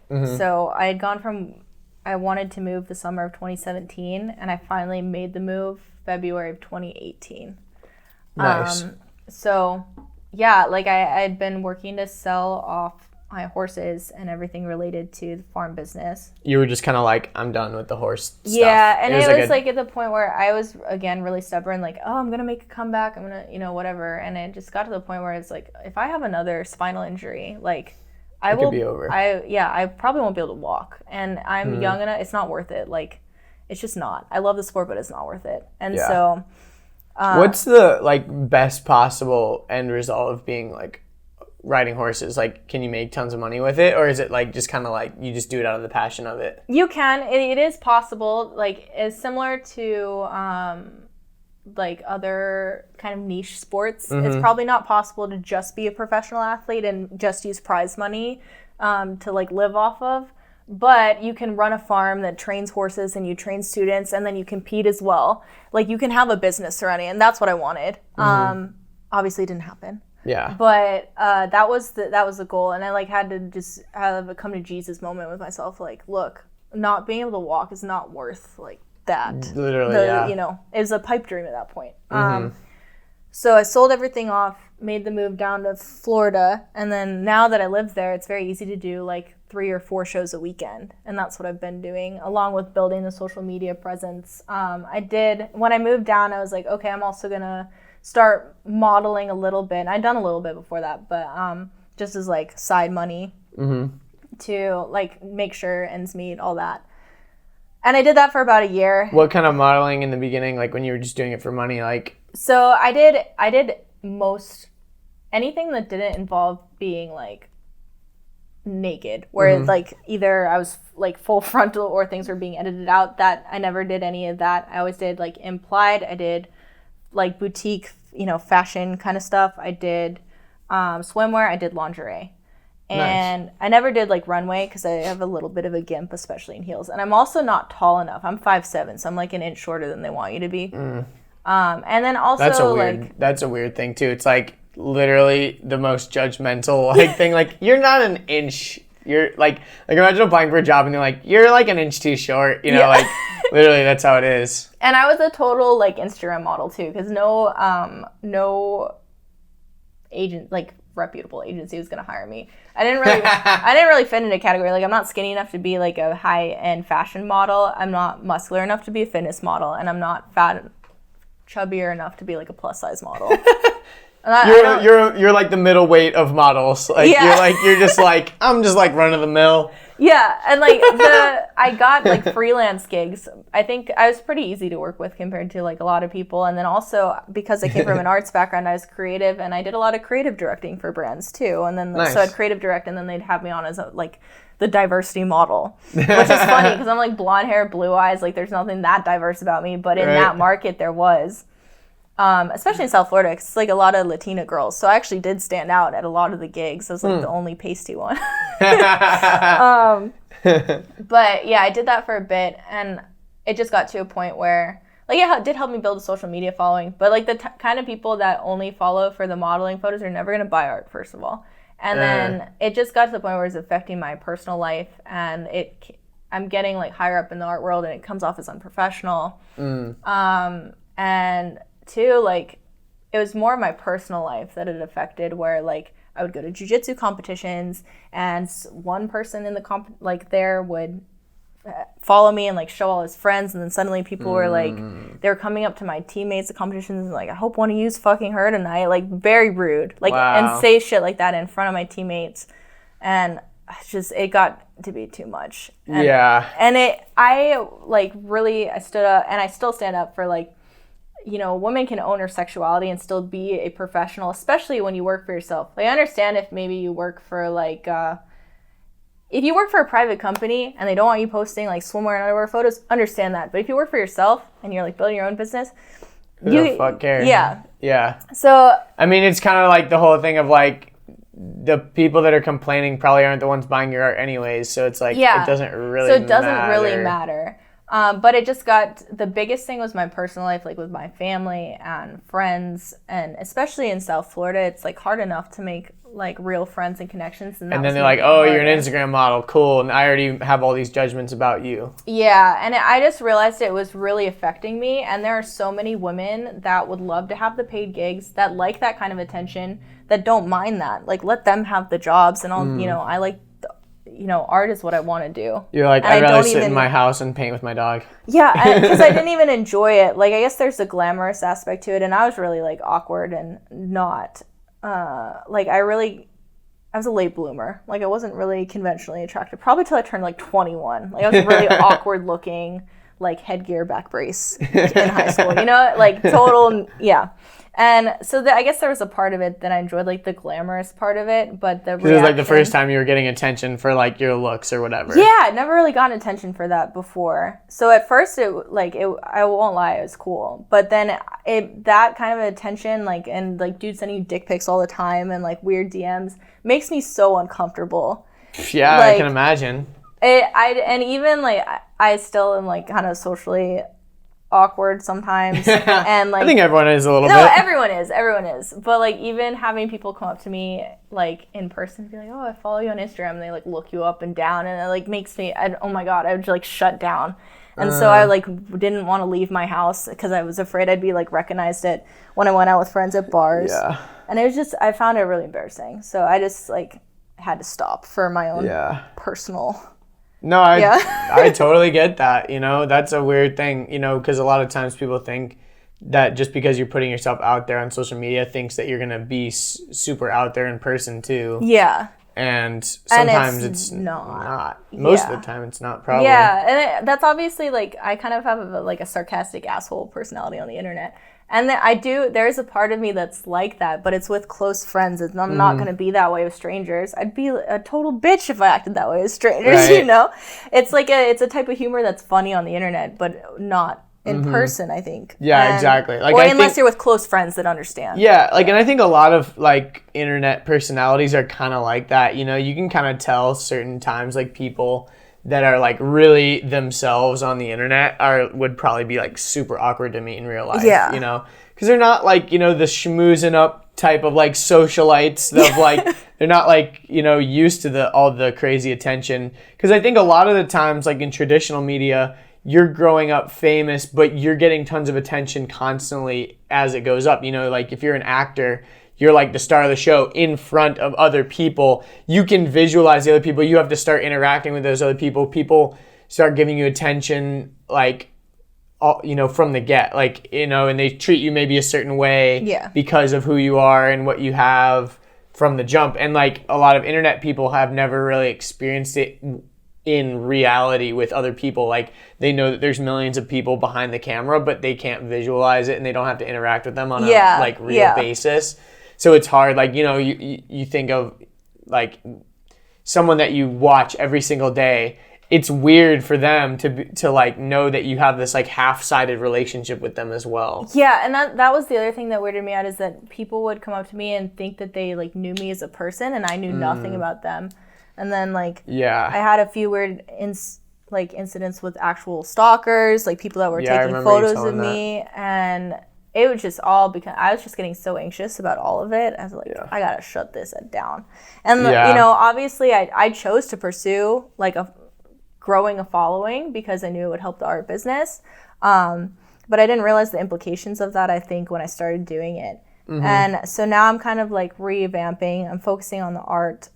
Not, you know, doing the modeling thing anymore. But I think it got you to where you needed to be. But it did. Yeah, I don't regret doing it. Yeah, exactly. I mean, again, this isn't a parallel exactly, but, you know, you think of someone like Mia Khalifa. She did, like, porn for, like, a month. You know, like she shot, like, a ton of scenes in, like, a month. Yeah. And, like, got super famous. And now she's, like, hosts for, like, Complex and, like, random shows and stuff. Like, or maybe it's not Complex. I don't know what she does. Yeah, she has like a podcast or something. So it's like she did what she needed to do to like blow up. Granted, like she probably could have done it other ways. She probably could have whatever. But like, I don't think she like regrets doing that per se. It's kind of just like you just got to be comfortable with like the internet is forever. If you make the choice to do it, you need to be comfortable and like draw lines. So when I knew I was gonna move down here and start, or not here, but Fort Lauderdale and start modeling. I was like, I'm not going to do nude scenes. Because everyone wants you to do full nudes. Everyone. And then you can make a lot more money doing those too. Yeah. Which, fair enough, because not a lot of girls will do them. But I was like, I don't want that on the internet forever. My family's really accepting. That might be the straw that breaks the camel's back. Yeah. I mean, you know? I've always had really, like, I don't know. Like, I've always had really mixed feelings about that too. Because I'm like, obviously as a guy, I haven't really had that dilemma personally. But I've always thought about it because it's kind of like, does it really matter that like pictures of you are on the internet, like that people could like look them up? But at the same time, it is kind of like sometimes it can feel like invasive and things like that, where like you meet someone for the first time and then they can just literally look you up like Diane Portwood nudes and then just immediately find pictures of you. Like, I mean, I think maybe in the future there's going to be even more transparency that like almost you'd be able to find nudes of almost everyone, anyone, so it's all the almost time, yeah. so it's almost like the equivalent of if everyone's nudes are leaked, then no one's nudes are leaked, sort of thing. If everyone has herpes, no one has herpes. It's just the human condition, right? Like, that's so true. Kind of that, yeah. That's funny. But like, no, and there's this trend now that people are literally posting their own nudes, like people that are famous. Yeah. So that they're like, hey, you can't fucking hack me now. They're already out there. Yeah. Literally, yeah. I know. Like Whitney Cummings did it recently. Like someone was trying to blackmail her. She accidentally like slipped a nipple in like one of her like videos or something. Yeah. And she's like, you know what, whatever. And I think people are getting a lot more attention for that than if the nudes even got leaked anyways. Yeah, exactly. Because then like the general public just kind of knows like, oh, that's kind of cool, whatever. Like now I've seen her nipple, like whatever. Yeah. But like the only people that are going to see it otherwise are going to be like creepy people like, you know, trying to find it. Up. Yeah. And like, it's just always been funny to me too. Like I did some implied photo shoots, which are where you are naked but you can't see anything. So like what's the difference of me being topless and doing this versus like my nipples? There's not much a difference. Like, well, it's all in context, right? Because like a nipple is a nipple. Like if I see a close-up picture of your nipple, it's like not inherently like sexual because it could be just as easily like a dude nipple. Like, you know what I mean? Like it's not it has to be in the context of being like hot or whatever. So like that same picture, like like you were saying, in the context of it, it could be, you know, more racy or whatever, like if it was full nude. But sometimes even like implied nudity is somewhat sexier too, because it's kind of like you can see everything except not the one thing that you want to see. So I do a lot of like sexier on the verge of erotic art, and that is something I like to play with, because you can have a person that is nude or implied nude and you can pose them and light them in a way where it's not sexual, like it is more of a piece of like a art. And then you can obviously pose them like they can be wearing actual clothes. Like you could have them in underwear, like in a hot pink G-string. They're like bending over their ass to the camera. And that's way more sexual than if they were completely naked, posed in a different way. And like Hustler, like. Yeah, exactly. And so I really like playing around with that. And that is something like a lot of how I got into the modeling in the first place was taking reference photos for my own artwork. Yeah. And so I really like playing with that, and I enjoyed playing with that creatively when I modeled. And now, like, if I want to do that, I just hire a model. I don't do that anymore. When did you make that transition? So I decided January of this year that I was starting to get out of it. I was under contracts with something, so it was a transition. And then, like, I think April or May, I did my last photo shoot. Nice. So yeah, like, and like I said, I don't regret any of it, and I learned a lot about myself through it. But it's just not something I want to do anymore. Yeah. So we were kind of talking about this before we started rolling, like about how like social media can be used for good versus like, you know, vain things or, you know, really destructive things, like the comparison game, you know, between everyone. Where do you kind of like see yourself in that game, and like how do you want things to evolve? Because I know you have like a lot of opinions about that. Yeah. That was, I guess, another small element of the modeling thing was like, I wonder if I'm making other female artists feel like they need to pose in their underwear to sell art. That was a big concern of mine. Interesting.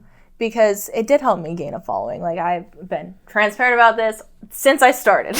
You're like, I'm going to use the assets that I have to further my career. Just like if you have connections to like higher up people, I didn't have those connections, but I would have used them if I had them. You know? Like, so to me, it's the same thing. But I did wonder about that, and then I also wondered like people seeing those photos of me where, you know, I have limited control with the editing that's done to them. And if I saw and knew, like, that's not my body, like, the waist has been cinched in, I didn't post them. But I don't know, like, some parts could have been edited that I didn't notice. So I'm sure I've posted things where my body has been photoshopped and I didn't realize that.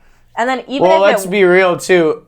everything is technically going to be photoshopped in a photography sense because they're going to throw the photos into some sort of editing program. Exactly. So like when people say photoshopped, it's like, what do you mean really? Do you mean that you're giving a fake sense of what this picture is? Because I mean, if you really want to break it down, photography is capturing light, right? Yeah, like, so you're setting up a lighting situation that's making you look as good as possible. So like, I don't have abs, but in some of my photos I do because the lighting is like, even though I went out of my way to not post things where my body was like physically changed, I was posting things that were in a sense photoshopped and fake in a way. Yeah. Like the skin is always touched up. Even like I do jiu-jitsu, I have like acne on my shoulders and shit because I'm like sweaty all the time with a bunch of like gross dudes. That's gonna be taken out. But like like things were definitely touched up even if they weren't photoshopped. And so then I was like, am I like spreading this fake false sense of beauty standards, blah blah blah? Yeah, and I like that's kind of a slippery slope argument that I don't agree with. I think the slippery slope argument is not a great argument to begin with. But I did wonder about that. And like at the same time, when you're posting photos like that, they're always gonna detract like attention from the stuff that I actually work really hard on. Which is the art. So that was part of like when I was thinking about what kind of impact my social media is having. I was like, I'm not sure I like this anymore. Yeah. So because it's like cool in the beginning, you're getting attention, you're selling paintings, blah blah blah, and then it became like this whole thing where people recognizing you in public and for like the modeling, not the art. Yeah. And that was like getting to me. So I changed that, and then the other thing, like I think there's a weird trend nowadays that people in the public eye and celebrities have to have an opinion on everything, and like brands have to have an opinion on it. Like why like the Gillette men's ad commercial. Yeah. I don't really have a strong opinion either way. I wasn't offended, but it's like, why is a razor company, why do they feel the need to comment? And why do people want celebrities' opinions when they're not even an expert in that field? Well, it was weird because it was a comment, but it was also a non-comment at the same time, right? Because they weren't outright just blatantly saying what they were saying, but like everyone knew kind of what they were saying. Yeah. And so, which is weird. For me, I don't feel the need to use my platform to like, I am an artist, I'm selling my art, and I don't feel the need to use my platform to like try to make significant changes in society because I'm not an expert in those fields. Like, why are people listening to me? That's how I feel. And I do really look up to people that use social media for good. Like we were talking about Richard and how he's helping so many people. And I think that's amazing. And, that is something I love seeing, and I love being around people that do that. I don't think that I'm in a position to do, like I said, I'm an artist. I don't know I don't have an educational or experience background to touch on a lot of these subjects because, it would be, I think, fake of me to try. I think that's probably, pretty smart of you though, because also there's a lot of dumb people that don't think that way and they're just going to spew their opinion regardless. It's kind of like the imposter syndrome thing. It's like, I'm not smart enough to talk about this, but then there's also plenty of dumb people that are way too dumb to even realize that they're too dumb to not know anything. You know what I mean? It's like you're probably actually one of the people that maybe could be talking about it in an intelligent way, but you're actually emotionally intelligent enough to be like, you know what, I don't even know if my opinions on this are informed enough, so I'm going to keep my mouth shut. But then there's just the idiots out there that are going to do it regardless. And I see so many people that have, hundreds of thousands of followers spewing weird shit that if they'd taken a 10-second Google search, they would have found out they're just repeating a fake Facebook article, And I don't want to be that person. So I'm very careful not to touch in that. If anything, I try to start conversations and encourage people to talk to one another other than being like, I'm offended, I don't want to talk about this. So the few things I have touched on are I think because I see it a lot in the art world, because the art world, it tends to be extremely left-leaning. And I consider myself probably more of a centrist. The whole narrative of people hating straight white men now for some reason. Yeah, it's very odd. It's very odd. And not wanting people that group of people to talk about certain subjects. the Georgia abortion thing that happened a couple months ago, everyone was like, if you're a straight white man, you can't even talk about this. And it's like, how are you going to get, first of all, right now, that's really the people in our legislature. That's probably not a great thing that it's only that group of people, right? But how are we going to get them to understand if we don't talk to them? Yeah, and it's not like the main thing that people don't realize is like the correlation equals causation thing, where it's like, it's not that people are only voting for straight white old men because that's what they're into. They're voting for them because those are the people that are running, you know? Yeah. And you see like some younger people that are starting to like rise up and blah, blah, blah. You know, you've got like AOC and stuff that are like kind of shaking things up for the right reasons or wrong reasons, whatever. You can make your own decisions on that. But like, I don't think that it's because, you know, it was kind of, Jordan Peterson's touched on this a lot. It's like, you know, the idea that the reason why these, you know, like women aren't in certain fields isn't because we're being discriminatory. It's because they don't they don't have the proclivity to go towards those fields. Like it's not because we're keeping them out. But then there are certain things that are real. You know, like you have, like, you know this, you're in a lot of male dominated things. You're in Brazilian Jiu Jitsu. You were, you know, in like math and science and stuff like that. And even the art world is professionally, like, it's mostly men. And like, there are certain things that tend to, you can call it the patriarchy or you can call it whatever you want, but there are certain things that when an area has been male dominated, there are going to be certain things that feel like they are keeping women out, but in reality it's just because things have been that way for so long that it's hard for, you know, for example, like I've heard stories of like engineering students are like, you know, that there hasn't been women in this one specific like class or whatever for so many years, and even when women try, they feel like they like can't do it because they don't have another woman to like lean on or look up to or like anything like that. There's just like no one there. They just feel alone and they, you know, fail out or whatever. And like, it's not anyone's fault per se for that, but it's like, you know, you can't deny that there's just gonna be some natural things that happen. Yeah. Well, it's a nuanced issue. So it's not that all men in those fields are bad and don't want women in. And it's like not just that it's totally biological what we choose. It's somewhere in between. And the thing is, anytime a problem is nuanced, that's not a great like article title, right? No, it's not clickbait at all. So like the opposite ends our opposite ends of the spectrum are what are spreading, and it just creates people to be more and more divisive. And if I think if people were to have more real life conversations, they'd realize most people fall somewhere in the middle. But we don't hear about that online, and it's a little bit of like, we get fed what we already read by these, you know, social media algorithms. And so we think that that's the opinion that most people hold, which is not necessarily true. And like you said, I'm in a lot of male dominated things, engineering, Brazilian Jiu Jitsu, the art world, and I've had good and really bad experiences. I've literally had gallery directors told me my art would never be featured if I didn't suck their dick, like to my face. Wow. But at the same, that's a thing. Yeah. Jesus so Christ. like there are awful things that happen like that. At the same time, those things have happened to me, and I'm not out there being like, it's the fucking patriarchy. No, that was just a shitty person, you know? Right. Like, it's a shitty person that isn't in a position of power and it's gone to their head, you know? And like, but there are women like that too. They just enact it in a different way. And I think, you know, whatever gender you are, there's going to be shitty people in each gender. And, exactly. Yeah. Exactly. And there's going to be dumb people in each gender. Yeah. So you can't make blanket statements.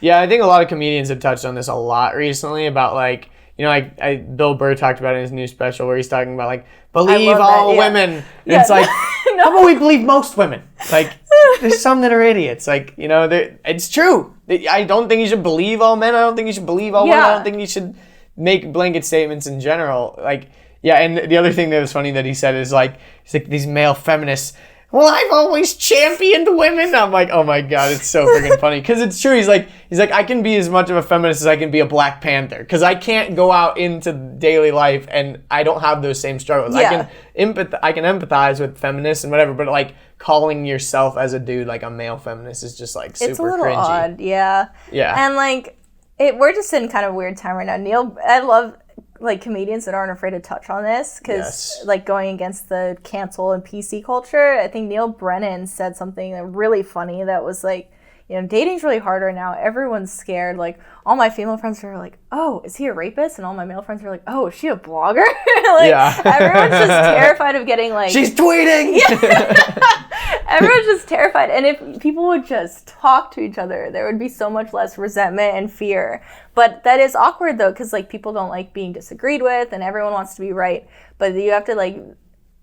sit down, like take a breath. It's going to be okay. People can have different opinions, and it's not dangerous for people to have different opinions. It's actually good. It's actually kind of what makes you interesting. Like, humanity can progress in many different directions at once is because everyone's concentrating on different issues and problems. That's a good thing. Yeah, exactly. Yeah, you're not going to like get married to someone that loves exactly everything that you love. Like there's going to be things that you like about that person that are totally different than you, and that's like kind of what makes a relationship good sometimes. Yeah, and like I think I'm really grateful for like all the different places I've lived because I like grew up in the suburbs with like an upper class family. I had the viewpoints from that, and then I like moved out and lived in trailers on like shitty farms. So I was exposed Literally shoveling to like, shit. Literally shoveling shit. Where so the people that own those farms, it's a lot of old money, very right leaning. And then the people that work on the farms we're poor farmhands, you know? So we have different opinions. And like, then I moved into the art world where I'm like with, you know, people that are super left leaning. And so I've been exposed. I haven't done a lot of international travel, so I don't have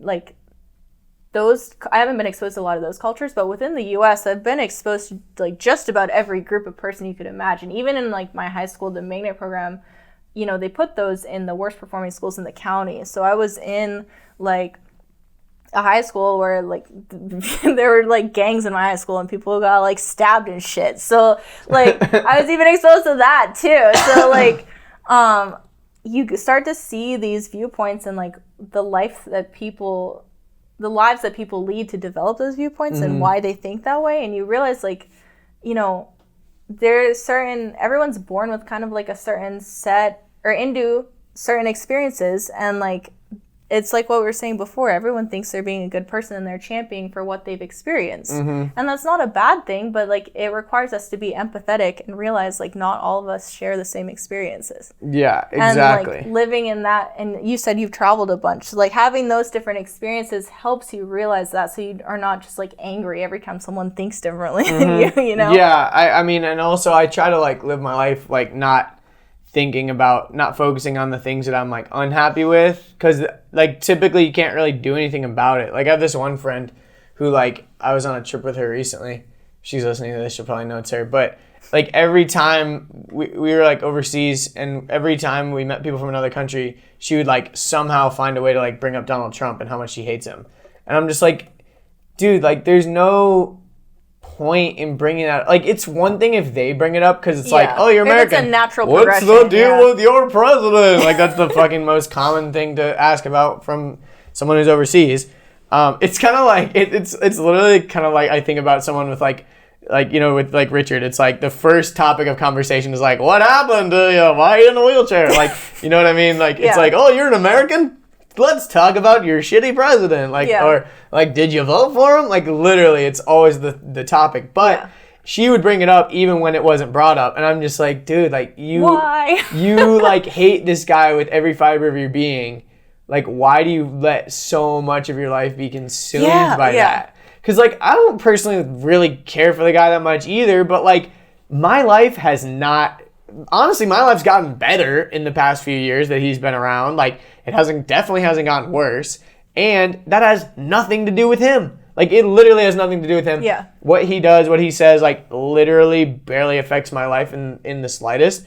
And granted, like I can understand people that are like, you know, gay or trans or like whatever, they feel like certain things he does and says can affect their daily life, which I empathize with. But like just from me personally, I don't really care like what because typically like nothing's really gonna change. Nothing's really gonna get that drastically different. Like you still gotta live your life as if, you know, you're the one in charge of it. You know what I mean? Like shitty things are gonna happen to you, but like you gotta just keep moving forward. Yeah, you kind of have to concentrate on the things you actually can change and then be aware of the things you can't, but like not like you said, You can't why if you harp on hate them. this are you spending every new conversation talking about this? And a lot of people do that. And it's easy to kind of get looped into that mentality. Like, it's very easy to fall into that. And I've been there before. Well, because people love hating on shit too. Like, it's way easier to like be in a group of people that all hate one thing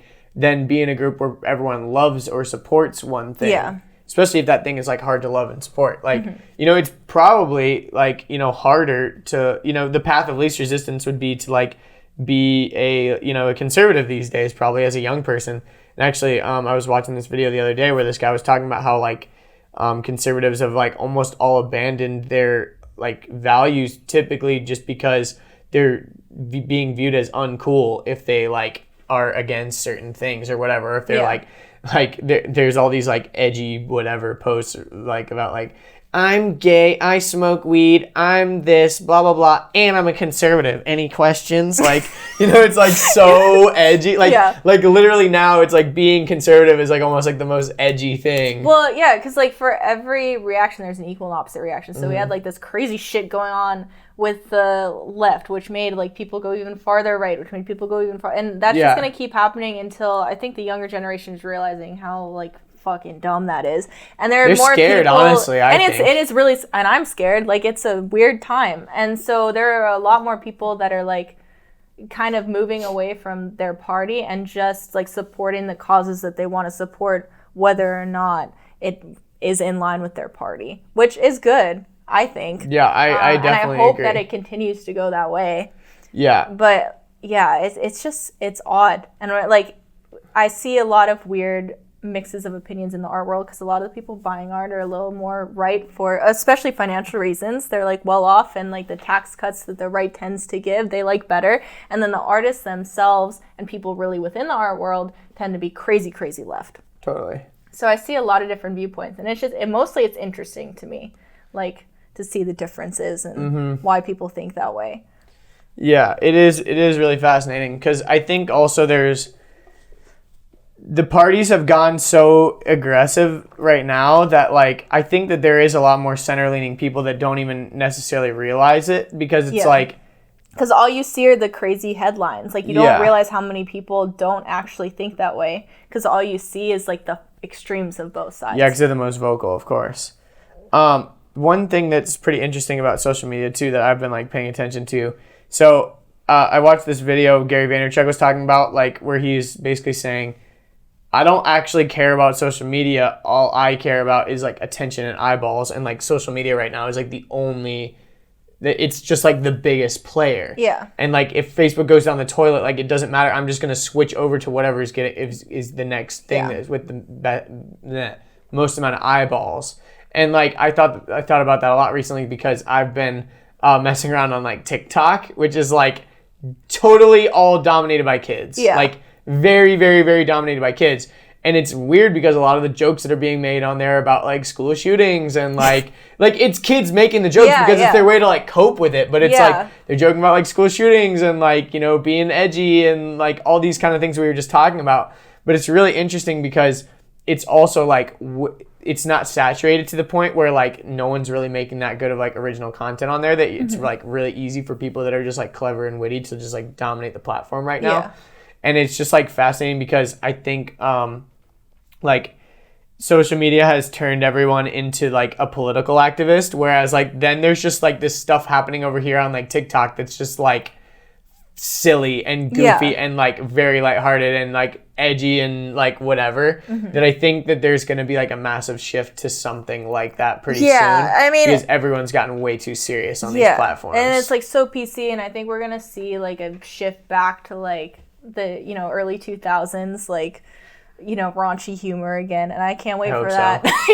Well, it's still out there. It's just being like more publicly like denounced, like Dave Chappelle, like Bill Burr, they're still out there crushing it with the edginess. Like they're honestly, I think they're in their prime. Like their most recent specials have been amazing. And they've gotten great free advertising from all the people freaking out about them. Exactly. Yeah. Yeah, and so it's like, and even like a Jordan Peterson type person, it's like he's not even in that world at all, but like somehow he got roped into just being this like edgelord, and he's not at all. Yeah. Like he's just talking about things in a like real way, but because you're like excluding this one group that feels like you're not talking about them in the way that they want to be talked about, then they're gonna like try to tear you down or whatever. Yeah, and it's really interesting to see the people like rise up from that. I had a similar, obviously way smaller scale experience where someone found my profile and then was part of a large Facebook photography group. This was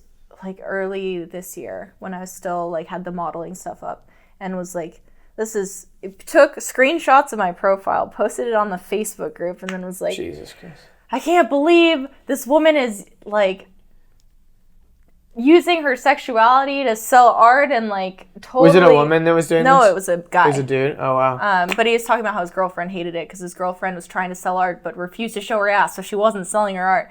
And like, all maybe this your thing, art sucks, bitch. And like, I mean, I don't know. I never saw her art. I won't comment on that. I never saw her ass and I never saw her art. Yeah. And when it was like, whether they go hand in hand, I don't know. 12 paragraphs long going Jesus into Christ. like how the history of how men have used women's sexuality to sell like burgers and shit, and like it's crazy that now a woman is using her own sexuality to sell shit. What? Not allowed. No. And so it's like taking the power back. Fuck you. Yeah, and so then like anyway, and this is a group of only like 15,000 people, which is still a significant amount of people, but not that big. In the grand scheme of things, and so it got like thousands of comments because people were arguing, and then a bunch of people from that went to my profile and actually followed me, and I ended up getting like $1,200 worth of sales from people that like found me and liked my work and then bought my art from his like ranting post. Yeah. So like there's like I said, a reaction, an equal and opposite reaction to every reaction. Totally. And like I think hopefully maybe it'll even out, maybe not. I don't know. Yeah, I mean, not an expert. I think really like when you are like polarizing, that's the only way you can actually break through right now. Because let's face it, like even just not even just talking about social media, but let's talk about it because that's what we're relating to. Instagram, like.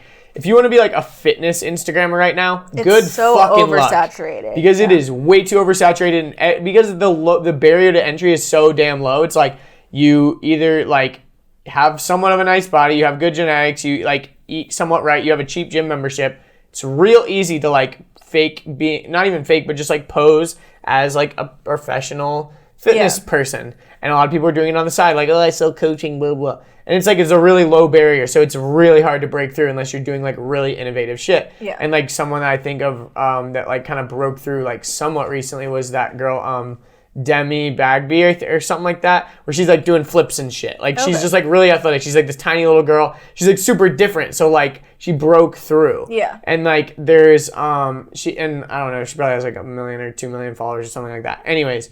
But she's like the only person that I can think of that's like somewhat like recent in that world that like broke through. Yeah. You think about, there's so many people on Instagram that literally have like millions of followers and you don't even know who they are. Yeah. So it's like you can think you have this level of fame, with like 30K followers, but you're like nothing in comparison to like what it is. Because the market cap is so high. Like the only celebrities that are actually famous are like the people with like 70 million or whatever. Yeah. You know what I mean? So it's like in the grand scheme of things, it's like, again, it's like if everyone has herpes, no one has herpes. It's like if everyone has 10,000 followers, no one has 10,000 followers. And it's so funny to see too, especially like in Miami because it's like the land of the influencer or whatever. Similar to LA. Yeah. And like people think they're so important. Like I have like 40,000 followers, and I'm not important. Like I hermit up in my house. I go to the gym. That's it. Like, and so it like you have to have that self-awareness.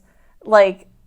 Even if you have way more, like a couple 100,000, like it means it's a very good asset for your business, but it means nothing about you as a person. Totally. Like, because you need attention in order to market yourself. Yeah. Like you have to have eyeballs in order to get people to stay relevant. I don't really like that word either because people like tie it into like self-worth. Yeah. But it's like you have to be relevant. You have to be at the top of people's mind because the thing is like, just in the art world, for example, like people aren't probably going to buy a painting on the first glance. Like they're probably going to like see your stuff a couple of times and then maybe be like, make that decision down the road. Yeah. Or like they see your paintings, but they're not in the market for a painting. Or like maybe 2 years later they move into a new house and they have kept up with you this whole time and they're like, oh, I want to get some nice art for my house or whatever. I found the most powerful thing about my Instagram is not necessarily new people I pull in, but it's the people that see my work at art shows, really like it, start following me on Instagram, see like the funny shit I post, and they like pay attention to it, and then eventually when they've saved up the money, then they buy, you know, a print or a piece of art, and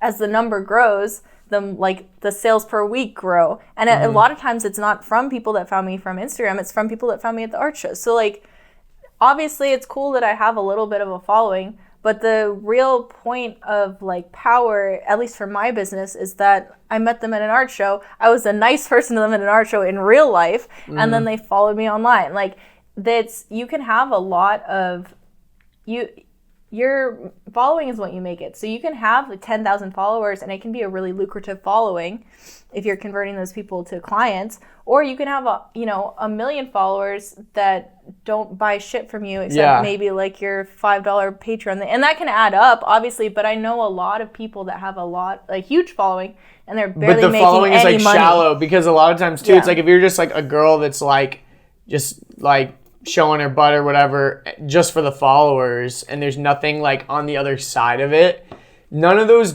people that are following you actually like really give a shit about your success as a person. They just came here for the butt pics. Yeah, so like that's why you see a lot of people, they post like, it's like a straight ass photo, and they're like, comment your favorite kind of pizza or like something. Because they want engagement. Then they want engagement, and it's very shallow, and those are not the people that like you're gonna be able to convert to actually like making income. Yeah, exactly. You got to develop some sort of skill that's like valuable or whatever that people are willing to pay for. Because at the end of the day, followers don't mean shit.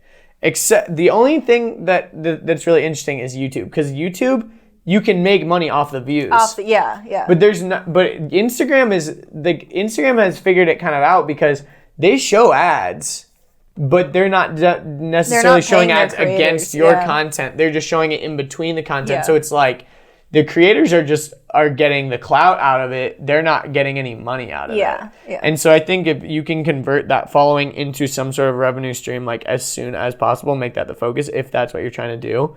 If it's just for fun, then it's just for fun. Like, you can have fun on social media. Like, people take it so fucking seriously. But I kind of miss the days when people were just like joking around. Like, actually, that's what I appreciate about like TikTok and stuff like that, because people will just like, it's more nostalgic. It's almost just like shit posting in some ways, where you're just literally like uploading anything because you don't care. Yeah. But at the same time, people now, they feel like this pressure to like have post something good. Edited, yeah.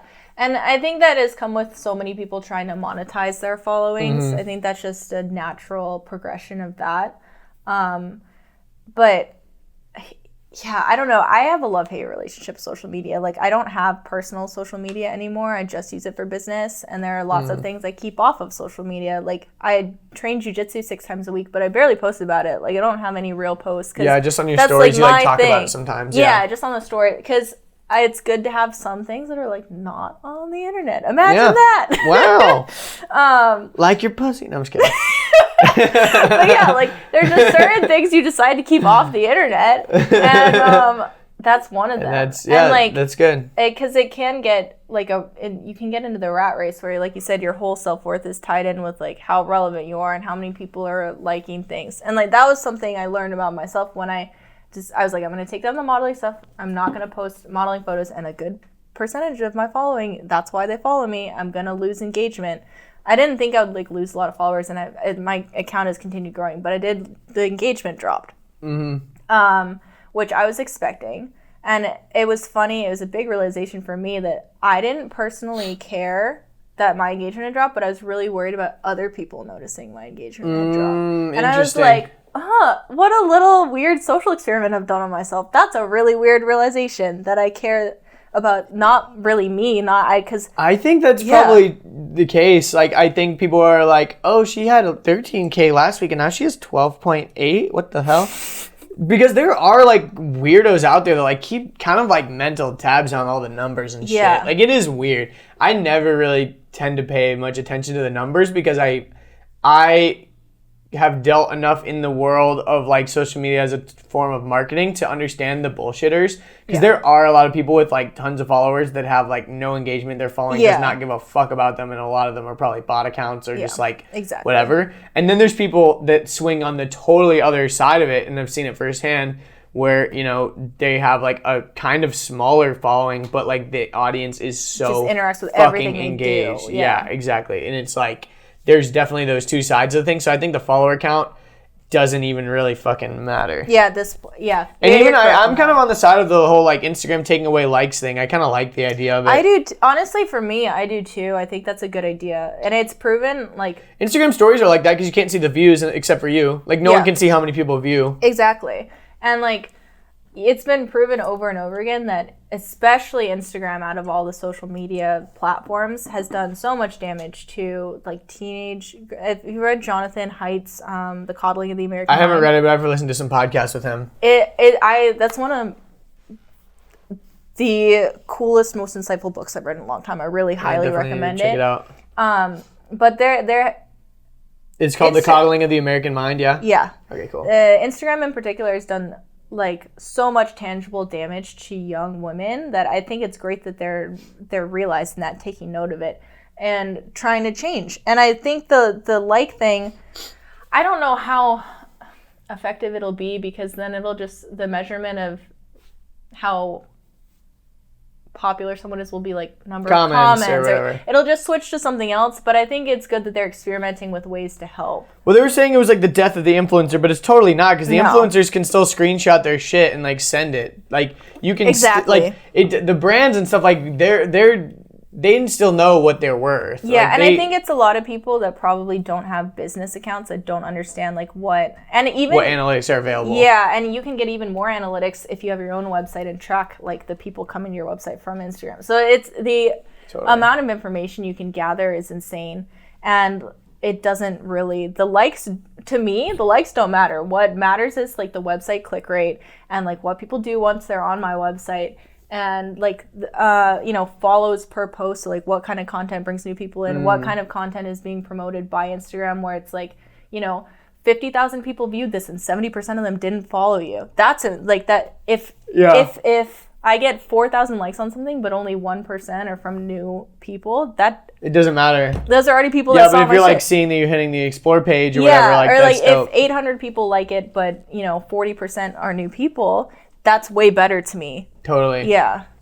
Makes sense. Makes total sense. But if you just use those platforms for fun, which I think most people should, like that's what they're supposed to be. It's kind of been monetized, and like I think too, marketers ruin everything. Yeah, we're in a world where it seems like more people are monetizing than actually are, but way less. Yeah, it's way less than we think it is. And I think sorry to interrupt you, but I think a lot of the people that you think are probably not monetizing as much, with a few thousand followers, are probably making way more money than the people with hundreds of thousands of followers. Yeah, because it just depends, like, how you use it. Yeah. It's a weird world. Mm-hmm.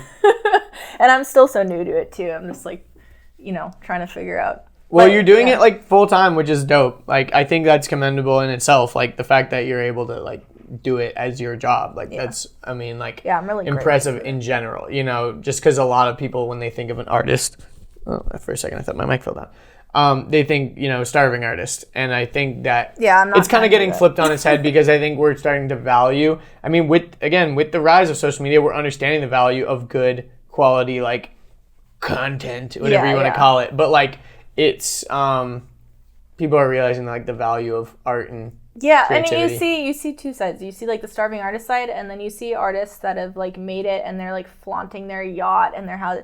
And there's not really a lot in between. I'm trying to be like, you can. It's like you can do it. And you're like, you don't have to have the mega yacht, but you also don't have to like skip 2 meals a day. Yeah. Love it. Well, I feel like that's a good place to wrap things up. Diane, where can people find you online? So my main things right now, hate themselves. No, I'm just kidding. I feel like after listening to this podcast and going to my Instagram, they're gonna be like, what the fuck? I'm so edgy on there. Like not in real life. But my Instagram is at Diane Portwood, just my full name. And then also you can view all my art and prints that are for sale on DianePortwoodArts.com. I'm trying to expand into YouTube, but that's nice. It's a hard one. Yeah, it's just a lot more work. It's a lot more work. So that'll be in the future, but for now, nice. Those are the what kind of stuff would you put on your YouTube channel?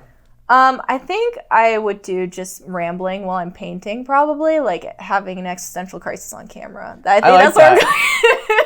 No, it's kind of cool. I know a lot of like Twitch streamers do that. Like they'll be like making stuff while they're Yeah, like I've been just thinking about the Twitch thing too. I've really only used Instagram. I'm trying to expand to other things. Yeah. But the other things are a lot more work than like a photo and a caption. It's very true. YouTube is an animal. Trust me. Yeah. Yeah, a lot of people don't realize how like hard editing is until you like try to edit and you're like, oh shit. Yeah. This sucks. Very cool. Well, Diane, thanks for coming on the show. Thanks for I feel like having there me. was still stuff we didn't even talk about, so we'll have to do it again sometime. I know. I feel like we didn't talk about art that much, but that just happens all the time. That's good. All right. Thanks for watching, everybody, and we'll see you later. Boom. There you have it. Thanks again to Diane for joining me. If you enjoyed this episode, make sure you check out episode 85 with my friend Laura Esposito, who is also a fellow artist and entrepreneur, and I think you guys will really enjoy that episode. It's called Corporate Dropout. Also, be sure to check out episode 82 with my friend Shannon McKenna. She's an international professional aerial acrobat and circus performer, and she's also the host of the Artist Athlete podcast. That episode is called Artist or Athlete. Definitely go check that one out too. I think you'd really enjoy it. If you want to support the show, you can do that on iTunes. You can do that through taking a screenshot and sending it to a friend, putting it on your Instagram story. Really, word of mouth is the biggest way to spread the word of the podcast. I really appreciate it if you share it on your story. And if you want to follow me, you can go to my website, andrewdeitsch.com. You can find all the links to all my social media profiles there. And that's pretty much all I got. Thanks again for listening, especially all you loyal peeps who listen every single week. I really appreciate you guys, and I will see you guys next week.